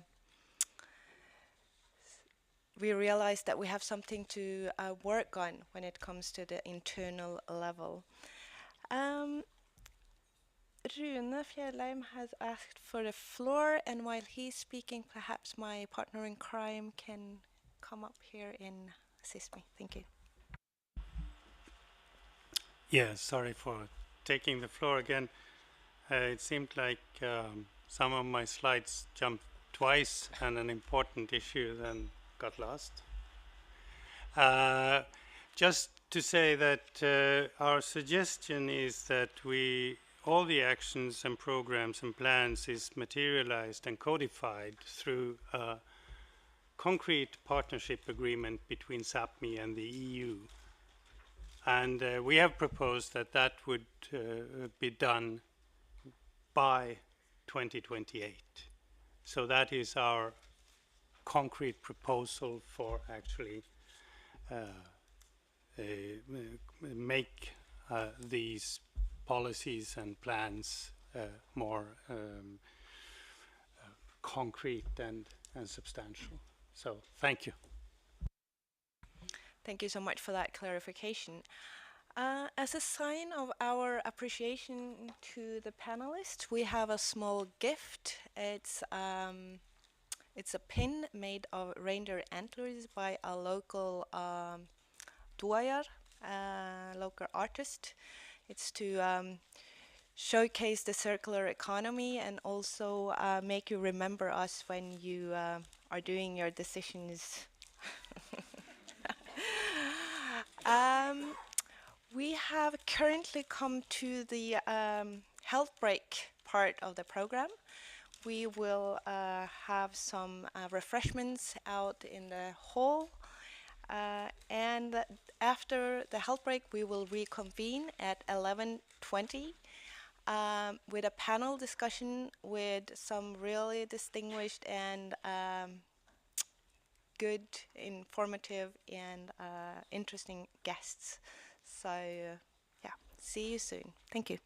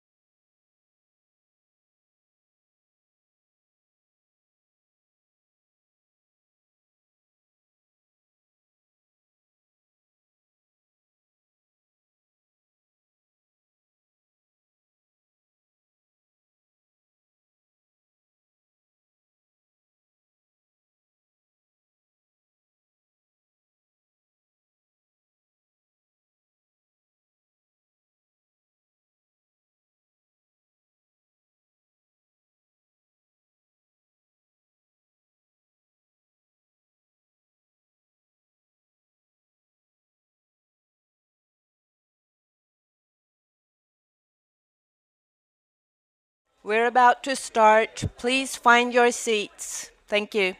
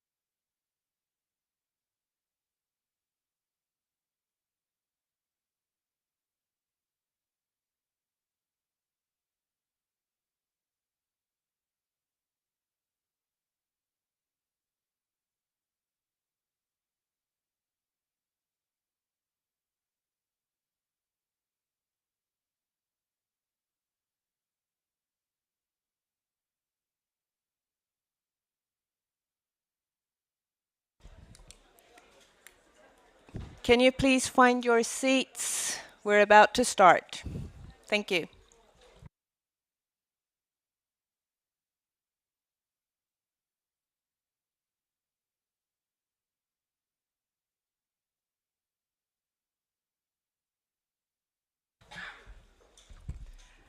So, welcome to the second part of the session on partnership.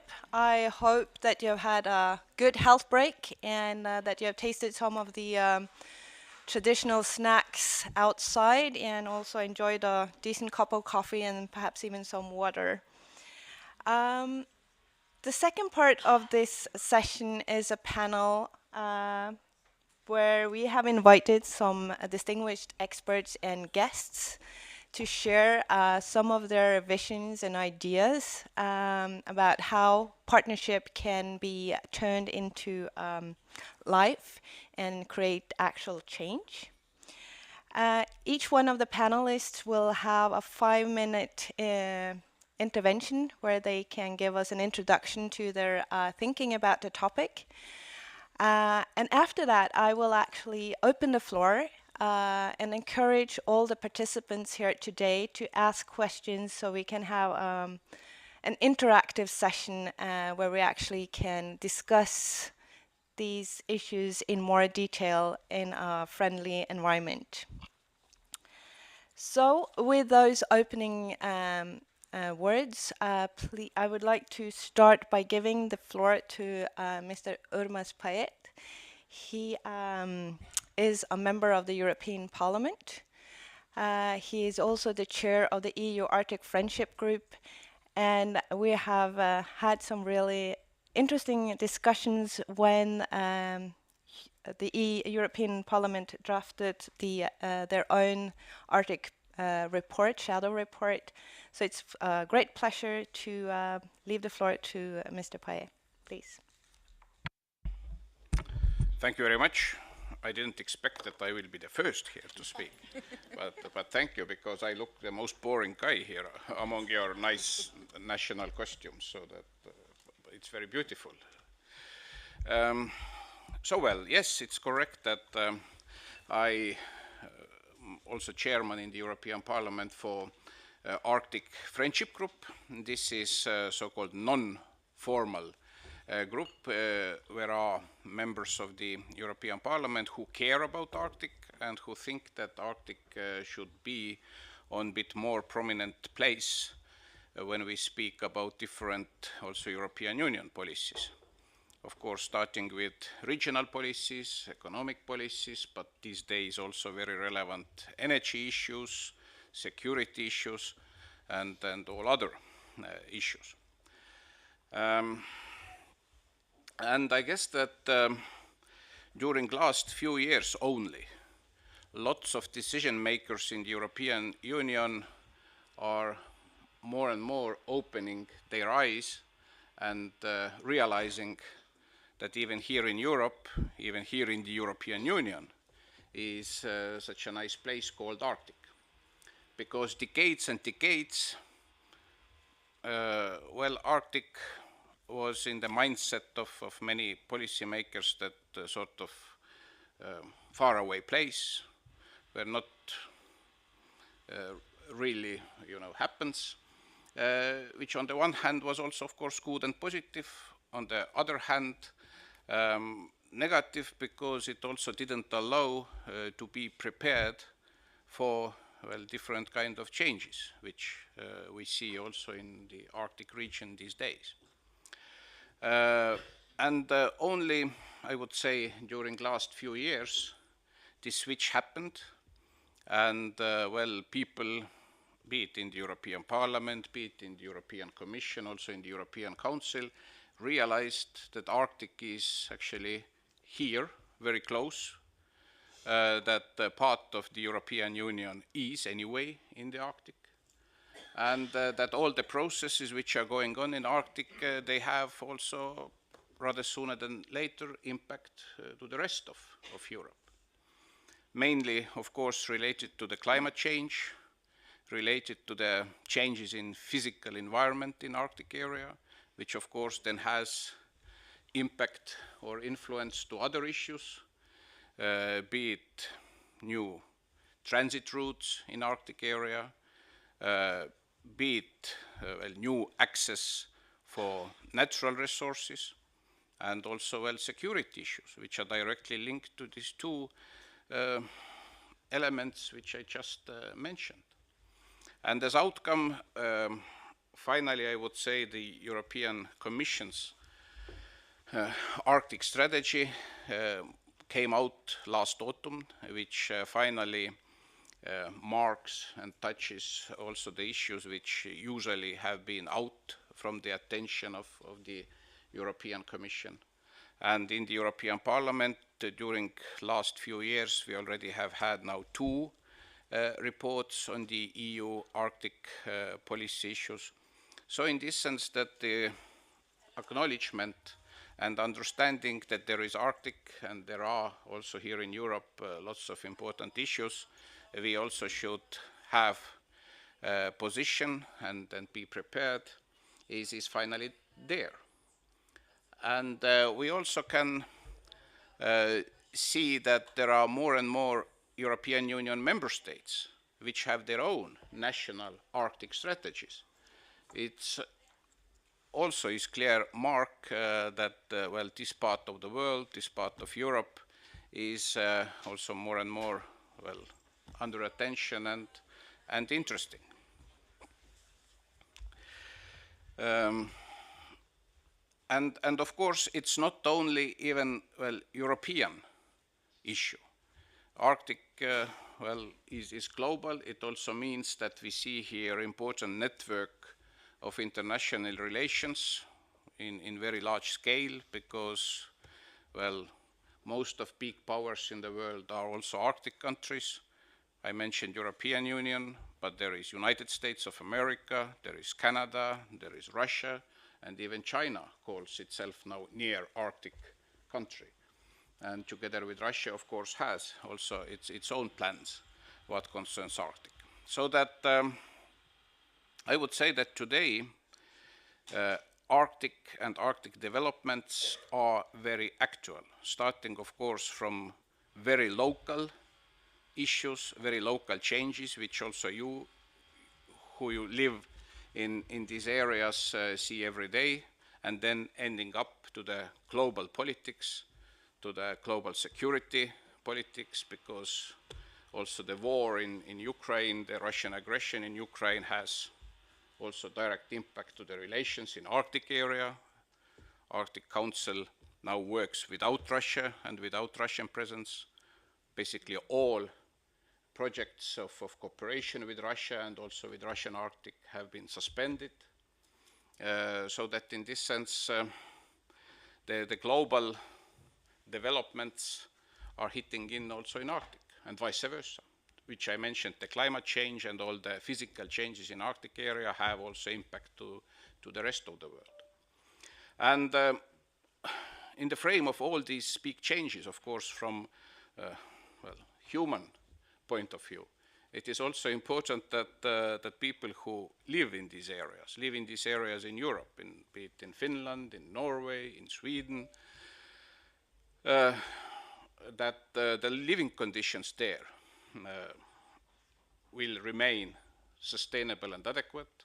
At the same time, when there is also, of course, new ideas how Arctic and Arctic areas also in Europe can be beneficial or support other European developments, and more it is related with energy and energy resources. Of course, mainly renewable energy, but when we speak about Norway in Europe, for example, then of course also well, oil and gas resources, as Russian oil and gas is less and less on the European markets. And it's also clear that when we speak about environment, then lots of Russian oil and gas comes also from Arctic areas. And of course, conditions there are not exactly the same if we compare it with Norwegian or Canadian or any other conditions from democratic world. So that I stop here my monologue. I just wanted to tell you that Arctic is very much in the agenda also in more and more other European countries and also in European institutions. And in this sense, in final end, I find that it is important and good because without adequate awareness and knowledge, well, also mistakes will happen. And the better also people who make European policies know about Arctic areas and all the challenges and risks, then I think that also the risk for mistakes is lower. Well, I stop here my monologue and looking forward for dialogue. Thank you.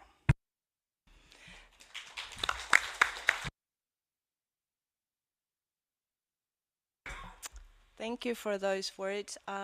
Just a kind reminder on housekeeping rules. Please turn off the volume of your cell phones so we can proceed without any further interruptions. Thank you.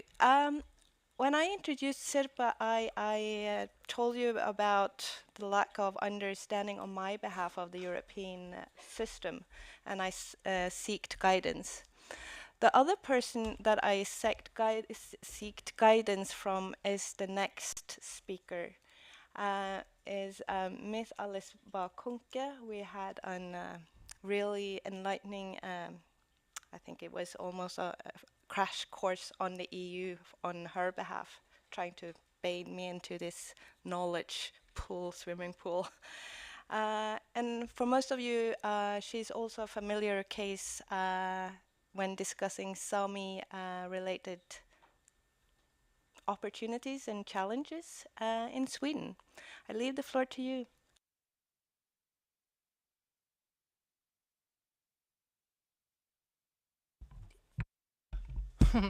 Thank you so much for that introduction, and thank you for inviting me to this, to be able to be the host and to this panel. My name is Alice Bakunke, and my engagement in Sámi, in the Sámi people and in Sápmi and in Sámi politics was when I was very young in church, in the Swedish church, in the south of Sweden, where I was born and raised. But then I started to engage in politics. I'm a member of the Swedish Greens, and there I met friends whom several of them were Sámi people, from the Sámi people. So through them I have learned a lot, and to the older relatives to them I have learned a lot. And I've been a lot in Sápmi and in their homes, drinking a lot of coffee, listening more than I have been speaking. And this have been my crash course into Sámi culture. And it has also, of course, affected me a lot.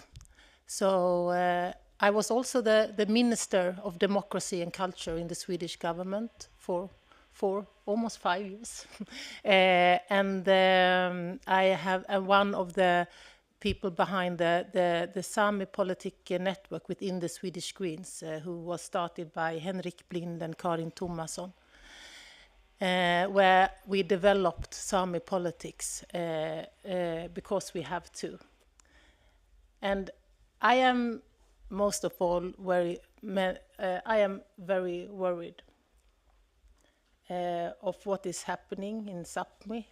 I know most about Sápmi in Sweden, but the environment of where my friends there work and live and try to live, for those who try to live traditional life, as you are very well aware of, most of the Samis in Sweden live in Stockholm with Sami background. But if you have chosen to live a traditional life, or partly a traditional life, with reindeering, and to live in harmony with the nature, the challenges are huge, huge. And I have lost friends because the pressure is so hard, which I don't have to tell you about. But this is also why I'm engaged in this politics. And we heard from the Commission early on about how many opportunities there are and the strategy that is, and that there are money here and there and you can do a lot. But at the same time, that doesn't reflect the reality of Sápmi. I mean, we have countries and governments in for example, Sweden, that are announcing that they love mines and now planning to build a mine in Gallok. And we know how that will affect the Sami people and the coming generations, for one example. And this is just one example. When I was the Minister of Sami politics in the Swedish government, I have to fight on every single issue where there was Sami in it. And when I tried to put forward a text where we said that there was racism against Sami people in Sweden, they wanted me to take that sentence out. And I said, why? Oh, but you can't say that there are racism against Sami people in Sweden. I said, but there are. The scientists, I mean, I have studies showing that there are racism. And we gave them so much proof about how reindeers are, you know, what they're doing to reindeers, like to symbolize the hate to Sami people and all these things. And everything, I mean, every meeting where we spoke the truth and put figures forward, it was like, oh, no, you can't say that, you can't do that. We did it anyway. But they wanted to stop us.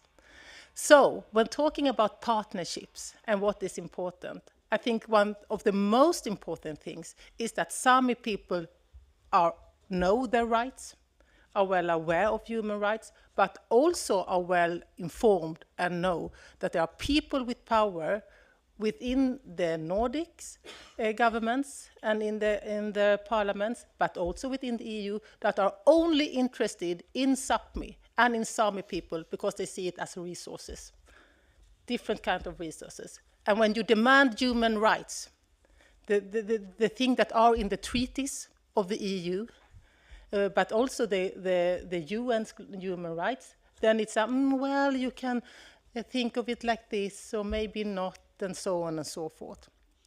So when I look at this and read this, I think I think this is great. The strategy and the partnerships that can build from this. But I think that the most important thing is of course, then the awareness, but then also to know the rights and demand the rights. And you can't do that by just being nice and talk. You must organize. I am a great supporter of civil disobedience. I'm a great supporter of that, because that is one of the most important democratic tools we have when people in power doesn't respect indigenous people's rights. And you can't, I saw it was, this strategy is also 2028. 2028, that is too late. It must be earlier. I mean, 2028 it's long into next mandate. And I mean, we don't have to have great fantasy to understand what the next mandate may look like. We see what's happening in elections around in the EU. I think we need to put forward, take steps before this mandate is over to really, and have several foots in the door to be able to do anything that have with human rights to do and indigenous people's rights. And I also think that there's so many things I think, and I should end now, but and I will come back. But I think that the partnerships needs to, if there should be a partnership, as said earlier on, it's about mutual respect. But when we know that there aren't true respect for Sami people's rights, I mean, we can start there. Thank you.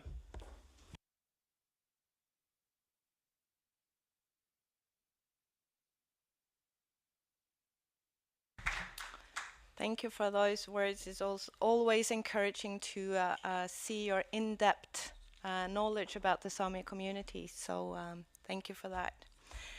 Our next speaker is Ms. Pirita Näkkäjärvi. She is a member of this Sami parliament in Finland in this context. I have to say that she has also been a driving force in developing the EU-Sámi or the Sápmi EU strategy, that you can find over there. She has been innovative and a strong voice for protecting Sámi people's rights. So it's a great pleasure to leave the floor to Pirita. Thank you, Elle-Merete, and very nice to step into this role in this panel. Of course, our president of the Sámi Parliament in Finland, Mr. Tuomas Aslak-Juuso, was supposed to be here, but due to the strike, he can't be here, but he sends his warm regards. And this came at a short notice that I can step in, so I'm not going to spend the time on official policy, maybe a couple of things to mention, but then I was thinking that I'll reflect on themes and things that have come up during these days and in the various discussions that have been happening.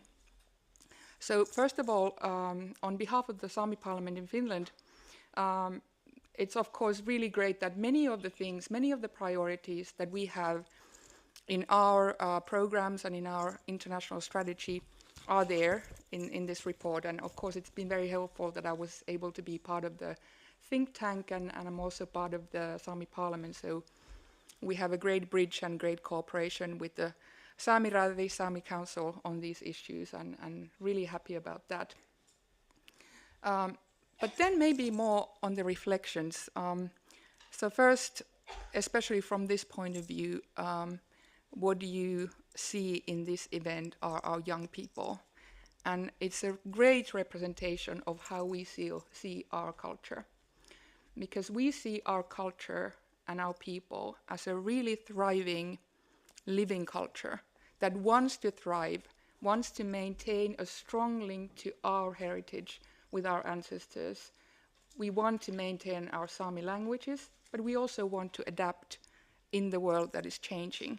And that is something that our young people here are representing. And I hope that you take with you from this event that we are really a living culture and all about all the colors that we are carrying and you hear our languages spoken here and everything that we tell, that is a sign that we want to keep being a people with a living culture and with a future. Now, having said that, we Sámi are quite good at bringing our diplomacy and bringing the good face to various capitals and cities of Europe and around the world. Most recently, we were in Venice, putting up a great Sámi festival there. Some of you might have been there. Again, we are very colorful, lively side here in Brussels. But that is not the whole reality. Back at home, we are struggling. One of the things with Sámi Parliament in Finland that I want to bring up is that we are really in an emergency back home. We have so much work. We have to defend our rights. Well, it's a good thing that the government has invited us to a lot of committees and processes and so on. A lot of work is happening, but we just don't have the resources. And what we have had to do, what we were forced to do just a couple of weeks ago back home, we started kind of a, I don't know what to call it in English, a special period, because we have an emergency. We have too much work, and we don't have the people, we don't have the resources. And of course, we'd love to be part of all this cooperation that we are offered. But at the moment, we have said at the Sámi Parliament of Finland, we have to focus on our core things, defending our rights, defending our languages, maintaining and developing them. We unfortunately have to say no to a lot of invitations to come and represent the Sámi, to come and participate in research, all sorts of external cooperation. And it's a really serious thing. 70% of our staff in the Sámi Parliament who do amazing job and are so devoted, but they work like crazy and they are really tired.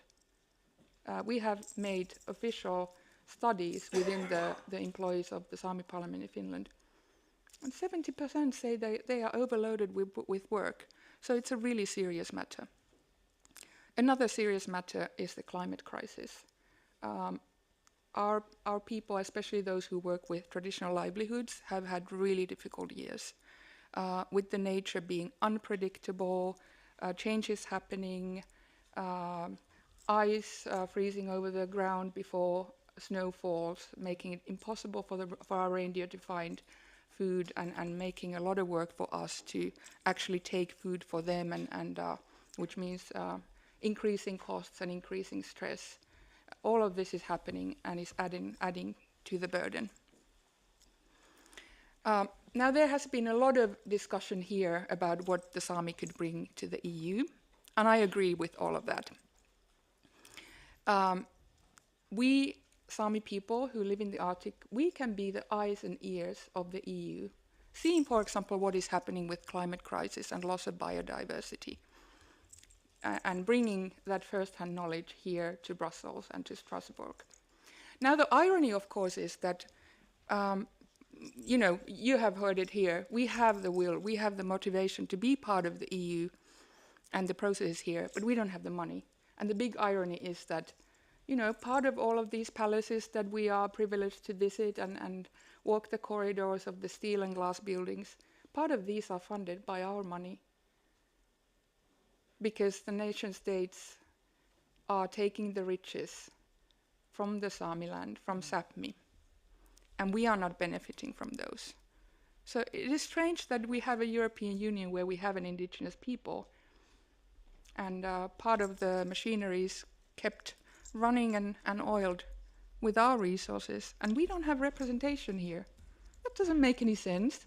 We were just told in yesterday's lecture that EU is about people, about freedom, about rights, and that the EU is for the people. And we live in the Arctic, we are the people of the Arctic, so we have to be part of everything that is happening here. And I really hope that we find among the decision makers here today what we call Åfelachat, the pathfinders who show the way. Because I think that we can write these beautiful words, even being a bit critical and ironic towards our own work, but this can be, thrown away after this meeting is over. But we really need, please, among the persons here with the power, please become our Åfelachat, our pathfinders and our allies. Because I don't think that any of this goes further unless people with power, and by the way, it's not us, we don't have power, us the Sámi people, you have to help us. Although I think, Sirpa, you said that it's not the EU who's going to make this happen. We will help you, but we need people to work with us and help us. And then one final reflection. We have a lot of visitors from the EU, and also every now and then we come and visit here. And all sorts of ideas pop up. I think there's a lot of things that we are underutilizing. We don't even have to come up with something new and spend a lot of money creating something new. There's a lot of these, what Rune called low-hanging fruits that we could leverage. And one of the things that I think we discussed maybe 7 years ago, there were visitors from the EU in Inari, and I was also invited to dinner with them at the Sámi Education Center. At that time, I was working as the head of EU-Sápmi, the Sámi-speaking part of the Finnish broadcasting company, so Sámi-speaking media. I was the editor-in-chief for Sámi News. We make, on the Finnish side, we have 5-minute Sámi language TV news, And then we have a Nordic Sámi TV broadcast every weekday, 15 minutes. What if we started sending those news with French, English, German subtitles everywhere in Europe? We have these export products that we could easily bring. This is a 7-year-old, probably 15-year-old idea. And we have tons of these ideas. But you just need to help us to make these true. And we have a lot to contribute in terms of bringing the knowledge, bringing the content, enriching the European life, not only the arts and the colorful clothes, but a lot to say and a lot of observations from the Arctic. And it's not only the colorful, exotic front, and I'm glad you noticed that, and this is our calling card to the world, but there's a lot of other things that we could bring. And it's in different sectors, not only media or climate change and so on. There's so much. So let's work together and let's make sure that we are a thriving culture in the future that extends to Europe, because there are so many opportunities and we just have to grab them. Thank you.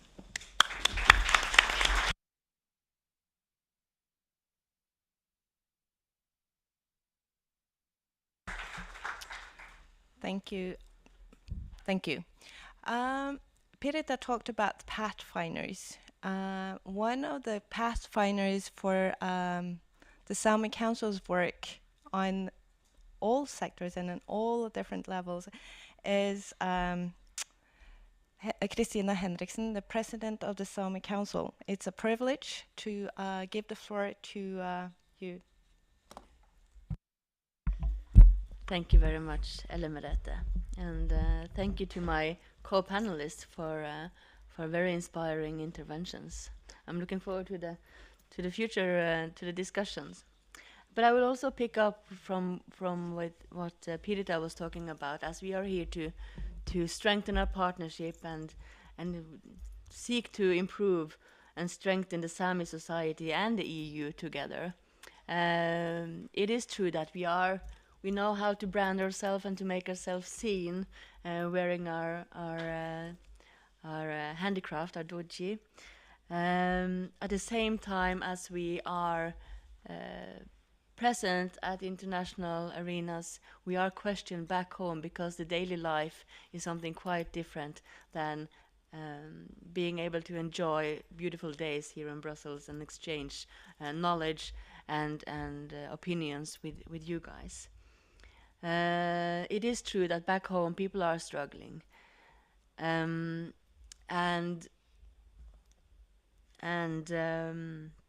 we are facing the consequences from several changes. Climate change is one thing. The climate crisis is, as mentioned, a heavy burden on the everyday life of our people. One thing is the reindeer pastures.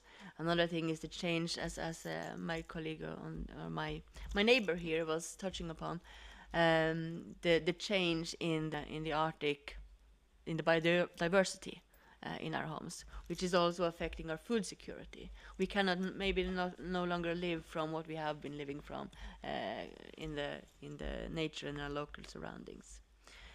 But also this chase after profit, combined with the chase for a green transition, is hurting us severely. Looking for solutions to exchange fossil energy, so-called green energy, are, well, I'm looking at it this way. I'm hoping that we haven't looked enough already for the right solutions to find out how we're going to come to a green transition. I cannot believe that putting up 72 windmills in a reindeer husbandry area is the only solution for a greener future. But I think that us being here and yes, it's true, I said earlier that the EU-Sámi Week is the finale of this project, but certainly I hope it's not the finale of the cooperation and the partnership between Sápmi and EU, because we need to make a significant change. We have seen previously that lack of knowledge in policy making has resulted in tragic events such as the seal ban many years ago. The first time I was in Brussels on an indigenous meeting, it was with some colleagues from Canada and Greenland, and they were very interesting in hearing what the EU would do next after destroying their access to markets. Obviously, I also experienced that the EU is taking is learning and also acknowledging that we are on a learning journey together. So that is one thing, to make sure that knowledge is on the basis of the policy making. Also, as mentioned here, financial muscles to actually maintain and develop a true and genuine partnership is necessary. We are located, we live on land with great natural resources, but at the same time we are deprived of the financial muscles to actually take part. It is true, as Pirita says, we are invited into committees and to take part in policy shaping and decision making, but we are a minority, you know. We have also across the borders we have few people in addition to the funding. But I am also optimistic regarding partnership with the European Union, that the European Union won't step into the trap that politicians and governments in our national states and on the regional and local level tend to be doing, to avoid real partnership with Sami people in fear of losing votes for the next election. I'm hoping and encouraging the EU to be braver and to actually engage in genuine partnership with Sápmi and avoid those obstacles that the chase after profit and too close relationship with industry and investors represent in many cases. So I would end with emphasizing the need for partnership and alliances, because as a few low-numbered people in the north of Europe, we need all the alliances or allies we can get, and I think that the only way of making alliances is meeting and sharing our thoughts and having an open mind and genuine respect for one another, because Sápmi too needs a change, and we cannot bear the responsibility for a greener future alone, and we cannot carry the burden alone and only be the supplier to the European and to the global market.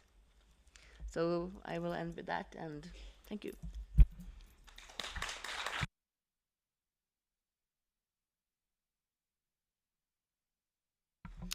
Thank you so much. I am encouraging the audience to start thinking about all the questions that you want to ask our panelists after our last but not the least intervention. Christina was begging the European Union to be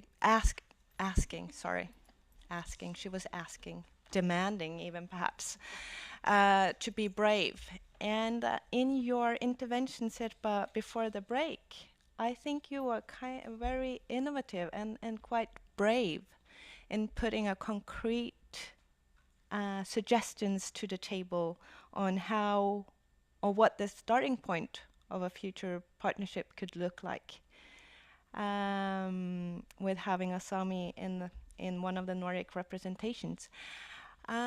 So with those words, I will hand over to you to perhaps elaborate a little bit more and share some of your good thinking on the partnership ideas. Thank you. Thank you very much. And first of all, let me thank all of you for inviting me and giving me the possibility to co-host this event. I appreciate it very highly. And I will start what Perita said about Sami Offelakkat. I don't know if I pronounced it correctly. The pathfinders for Sápmi culture altogether. I would be happy to be part of that, and I know I'll talk in behalf of Alice and Alice and Urmas as well.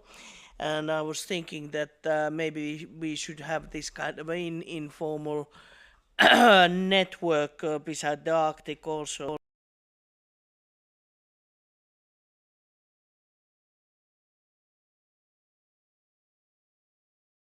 The offices that are willing to support and help you.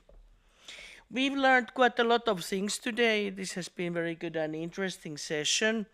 I've taken some notes and hope that we can sort of beef up a bit of this very good strategy that comes from this kind of an annex, what kind of a funds, what we heard from the Commission already, we are having here, and what kind of a possibilities to work with the Horizon or Cohesion funds, and maybe this kind of a cooperation with the EU Commission, this kind of a formal cooperation could be possible, but this of course needs to be looked at. Then I like very much the human rights policies approach, and actually we could make a benchmark to ourselves, because EU is one of the leading actors in global environment on in human rights and indigenous people's rights. So maybe we could learn from ourselves and try to apply also internally here in the EU some of the teachings that we are giving for the others. And this could be very nice experiment. Then we discussed earlier already that maybe we could copy out of some of the good examples what you have done so far already with the platform of the Roma people and the roadmap on Roma issues, and try to sort of set this as this kind of a benchmarking exercise, how to develop this kind of permanent cooperation.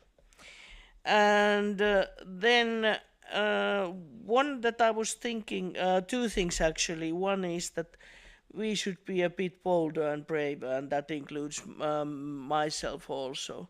And we really should be pushing things without asking the permission to do so, as Alice sort of described what she has been doing in Sweden. And that concerns to our member state, and I'll come back to the idea of pushing the Nordic countries to have the Sámi representative seat on some, so that it could be rotating between the perm reps here. And let's see how far we can push and who could be the first one. But certainly this could be a good start here. And so it's a good combination, good pathfinder, both that you can be the ears and eyes of the EU in the Arctic, as you said, and what happens there, and we can be your ears and eyes in the EU, what happens here, and we could really build this sustainability path with quite a number of details I won't be visiting right now. So I enjoy working with you. I hope that this is going to continue and intensify both in Nordics and here in Brussels. And do not hesitate to give me or drop me a mail or a call or whatever WhatsApp you wish to do. I'll help always when I can, and I know that I'm talking in behalf of the Alice and Urmas as much. Let's create this Sámi Offelakkat for the future. Thank you.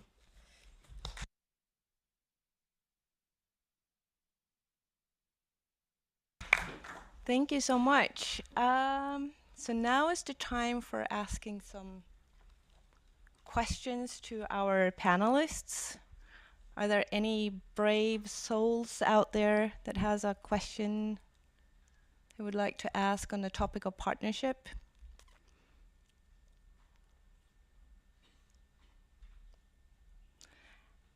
And the room went silent. Oh, yeah, we have one brave one. Please, Dorothea. Please. Please introduce yourself as well. I forgot to mention it. Yes, hello. My name is Dorota Witoldsson. I work for the European Commission, DG Regio, so Regional and Urban Policy.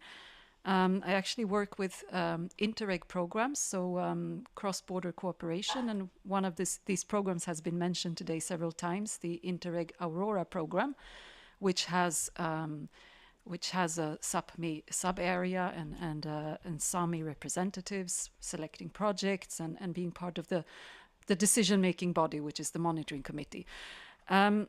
I have a reflection. I've been thinking about this for some time when working with this program and also its predecessor, Interreg Nord, and also listening to some of the messages here. The lack of, well, let's say, the Sámi being a minority in total, but also in each country, with all these challenges and the willingness to participate in decision making, but not being able to really participate everywhere, and this struggle of making your voice heard and so on. And I'm thinking that what we maybe should do as well is to develop knowledge about Sápmi in the majority populations in these countries. So in Norway, Sweden, Finland, and Russia as well, with time. Maybe a bit more of a challenge. But I'm thinking, I grew up in Sweden in the 70s and 80s, and I never heard about Sápmi or Sámi people in school, not a single time. This is something I learned about as an adult through my work, and I know that things have improved. I can see that there is much more media presence today, much more knowledge, but from what I have heard, things have not developed so much in school. So I'm thinking that, I mean, it's very difficult to increase capacity if you are a minority. So we need to maybe focus a bit more on increasing capacity in the majority population in these countries and also in the EU. Focus on children, on youth. I don't know, we have different kinds of programs. We have education programs in the EU, and we have, of course, the regional programs. This is something that we should think about. Now we are starting a new budget period, which means a new 7-year period with programs. So now it's a bit, the train has passed, but time moves fast, and soon we'll be there again, programming new programs. And this is maybe something that we should think more about, because there is a lot more to do there. Thank you. Thank you so much for brainstorming aloud. Alice? Well, I think that is a great idea, but I also think, I mean, of course we should raise awareness among the majority population, and things haven't changed that much, just as you said. I meet people in Sweden every month and who say that they know and they don't learn about the Sámi people or about Sápmi in Sweden schools still in an accurate way. But I think that we need to do several things at the same time because we don't have time. So of course we need to do that, but one way to do that is that the EU takes its task seriously, that the EU respect the treaties, and that the Commission makes sure that the member states respect the treaties, because that's the biggest task of the EU Commission, is to make sure that member states does what they are supposed to do. But unfortunately we have seen, not at least during the need to do in accordance to the treaties, not at least when it comes to respecting human rights and the rule of law. So I would say that we need to do several things at the same time, and that the suggestion that Sirpa put on the table could be a way to put pressure on member states to make sure that they need to do what they are supposed to do. Thank you. Thank you so much. Urmas, please. Yeah, thank you. I also wanted to reflect on these, your speeches and the comments. Maybe even increase the level of confusion in this regard. Well, I am in this sense outsider. I don't come from the country where we have Saamis, but I'm very close neighbor. I come from Estonia, so that not the biggest country in the earth, but also not small country, it's compact country. Well, I just wanted to share this, that as I mentioned before, more or less everything starts from the awareness and knowledge and image. At the moment, I would say that the image of Saamis and other indigenous people in Nordic countries is very, very positive for outsiders. Because if you look at your home countries, at Sweden, at Finland, at Norway, they are what? They are happiest countries in the world. If you look at all different statistic data, they are most well-educated people in the world, they are most democratic countries in the world, and so on and so on. Nobody would expect this, what we hear today here. Nobody. Nobody knows. Everybody thinks that it's the happiest countries in the world, everybody in the country is very happy, they manage very well inside there, and that's it. And of course, part of the problem still is that if you say that even in Sweden, in the schools, you don't, well, speak or teach about, for example, Sami culture, how would you think that Greeks or Portuguese or well, even Estonians know about this? Because when we speak about EU, in this sense, right, of course, legally EU has to protect all the rights of all citizens and so on and so on. But in practical terms, the most powerful body in the European Union is the European Council, which is the representation of all 27 governments. In this sense, as long as the governments of Finland or Sweden, for example, are there and in this sense don't reflect any, well, issues you touch here, then from practical point of view, there will be no real, development or difference in this regard. So that, coming back to the beginning of my intervention, is that awareness is absolutely crucial. Because without this, of course, from common sense point of view, it would be logical that well, in your countries, with your governments, the things should, be settled. Because I guess that for every progressive country to have such a colorful culture, different cultural heritage would be clear richness of the country, not opposite. So that's why I think that most of this, what you are telling here in the frame of EU-Sámi relations, will come as huge surprise to most of everybody in the European Union who is not from your countries or from the region. So that I guess that it does not make things easier. Maybe it adds even more confusion, but the fact also is that EU acts on the basis of the government. So that anyway, it will not work in final end that somebody says that we will skip our own government, our own capital, we go directly to somewhere in the EU. It is not as efficient as it still could be, that if there are step-by-step changes also in the attitudes or relationships with national governments, because in final end they are those guys who also create EU policies. Thank you so much. We have time for one more question, and Vidar Andersen, please go ahead. Yes, thank you. And my name is Vidar Andersen. I am chair of Norwegian Sámi Association, and we are members of the Sámi Council. It has been very nice to be here these days, and this is a very important. EU is becoming more and more important also for the Norwegian side. While we are not members of the EU, we have to have some contacts with the EU in the future, of course. I have written much, but I had to make a choice what I was wanted to say.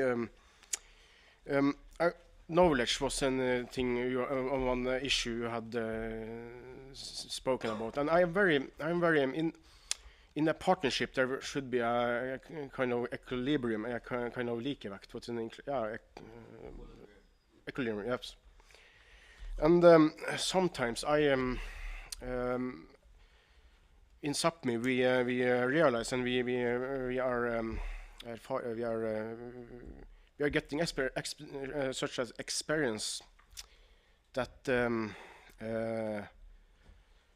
this nation states have the words in their power. An example is the notion of development. This is a thing but I think it's very important to talk about development, and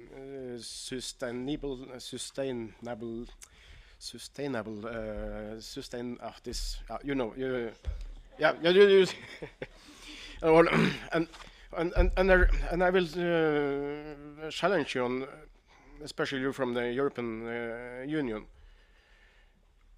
this development in Sámi is not always the same as development in example the green strategies. Often Sámi reindeer herders and also and others are saying are getting this. They were told from the great firms that you are not with us in the development, in the developing. But the Sámi, many Sámis we are of course developing. We want development, but in our way. Do you have some reflection upon that? Thanks. Alice, you signed up to reply. Yes, please. Thank you. And I think what you are saying is very important. And this I put into, also as you did, into the knowledge. That you need to learn what you mean with different words and what it is. And you can't do that. You can't, I mean, the best way to do it is to know Sámi people and to be among Sámi people and listen very careful. I have things that I got to learn, maybe I thought I knew it 15 years ago or 20 years ago, but then maybe just 3 years ago, I really understand the meaning. So, I mean, this is so important, and that's why we need representation also, because we the EU can never build anything that is strong and sustainable if you don't have the real knowledge that comes from the Sámi people. And I also think that what you said about sustainability, because sustainability is like it's built up by several things, you know, social sustainability, economic sustainability, and so on and so forth. And to really be able to build something that is strong for the future, we need the knowledge, and also knowledge not only from people living today, people that lived here several hundred years ago. And so you are absolutely right. And this you can't do like this. You can't read that you can't see a 15-minute YouTube video to get to know this. So we need to do several things. We need representation, but we also need leaders with power that are interested in more than much money in a short period of time, like and that are interested in developing Sápmi and not only taking energy out from Sápmi in windmills all over the place and push it down to Skåne in the south of Sweden. Put the windmills there instead. I mean, I get so upset, but yes, you're right, thank you.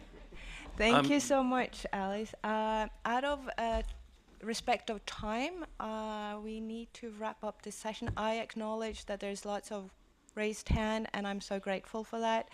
But I hope also that is a sign of commitment and interest in the topic of partnership, which is a good starting point for future endeavors. Ella, sorry, just a quick comment. Sorry, not a question. Sorry, we're closing up now. Sorry. Mm-hmm. We have a small gift for all the panelists. It's a sign of our appreciation, and it's also a sign of our circular economy. It's a pin made of reindeer antlers, made by a local doyer, a handicraft man. I hope that you will wear it and remember us when we're talking about future partnership. To end this session, I will invite the board member of the Sámi Council, Mr. Ole Johan Gaup, to end the session, and afterwards we will convene for lunch. We will have food again. Thank you so much.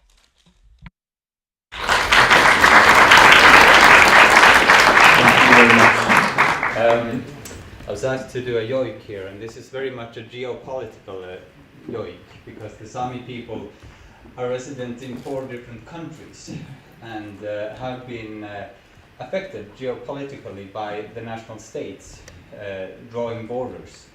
For example, my grandparents were moved from their birthplace in northern Norway, 700 kilometers to the middle of Sweden, together with their reindeer herds. And such stories, there are everywhere in Sápmi, of forcibly relocating peoples, taking them from their homes. And this is one yoik that I learned from an old yoiker, the late Ivar Niles. He was working with, helping with the reindeer husbandry in Finland among the Sámi, which had recently been forcibly relocated from their home areas in Pechenga in Russia to the west side of the Inari Lake after the Winter War of Finland. He was outside this morning, and there was this old lady yoiking this yoik, and the wordings in that yoik is goodbye to our dear homelands in Pechenga and Tundra. Goodbye to our homes, to our places there, to our land. We will never see you again.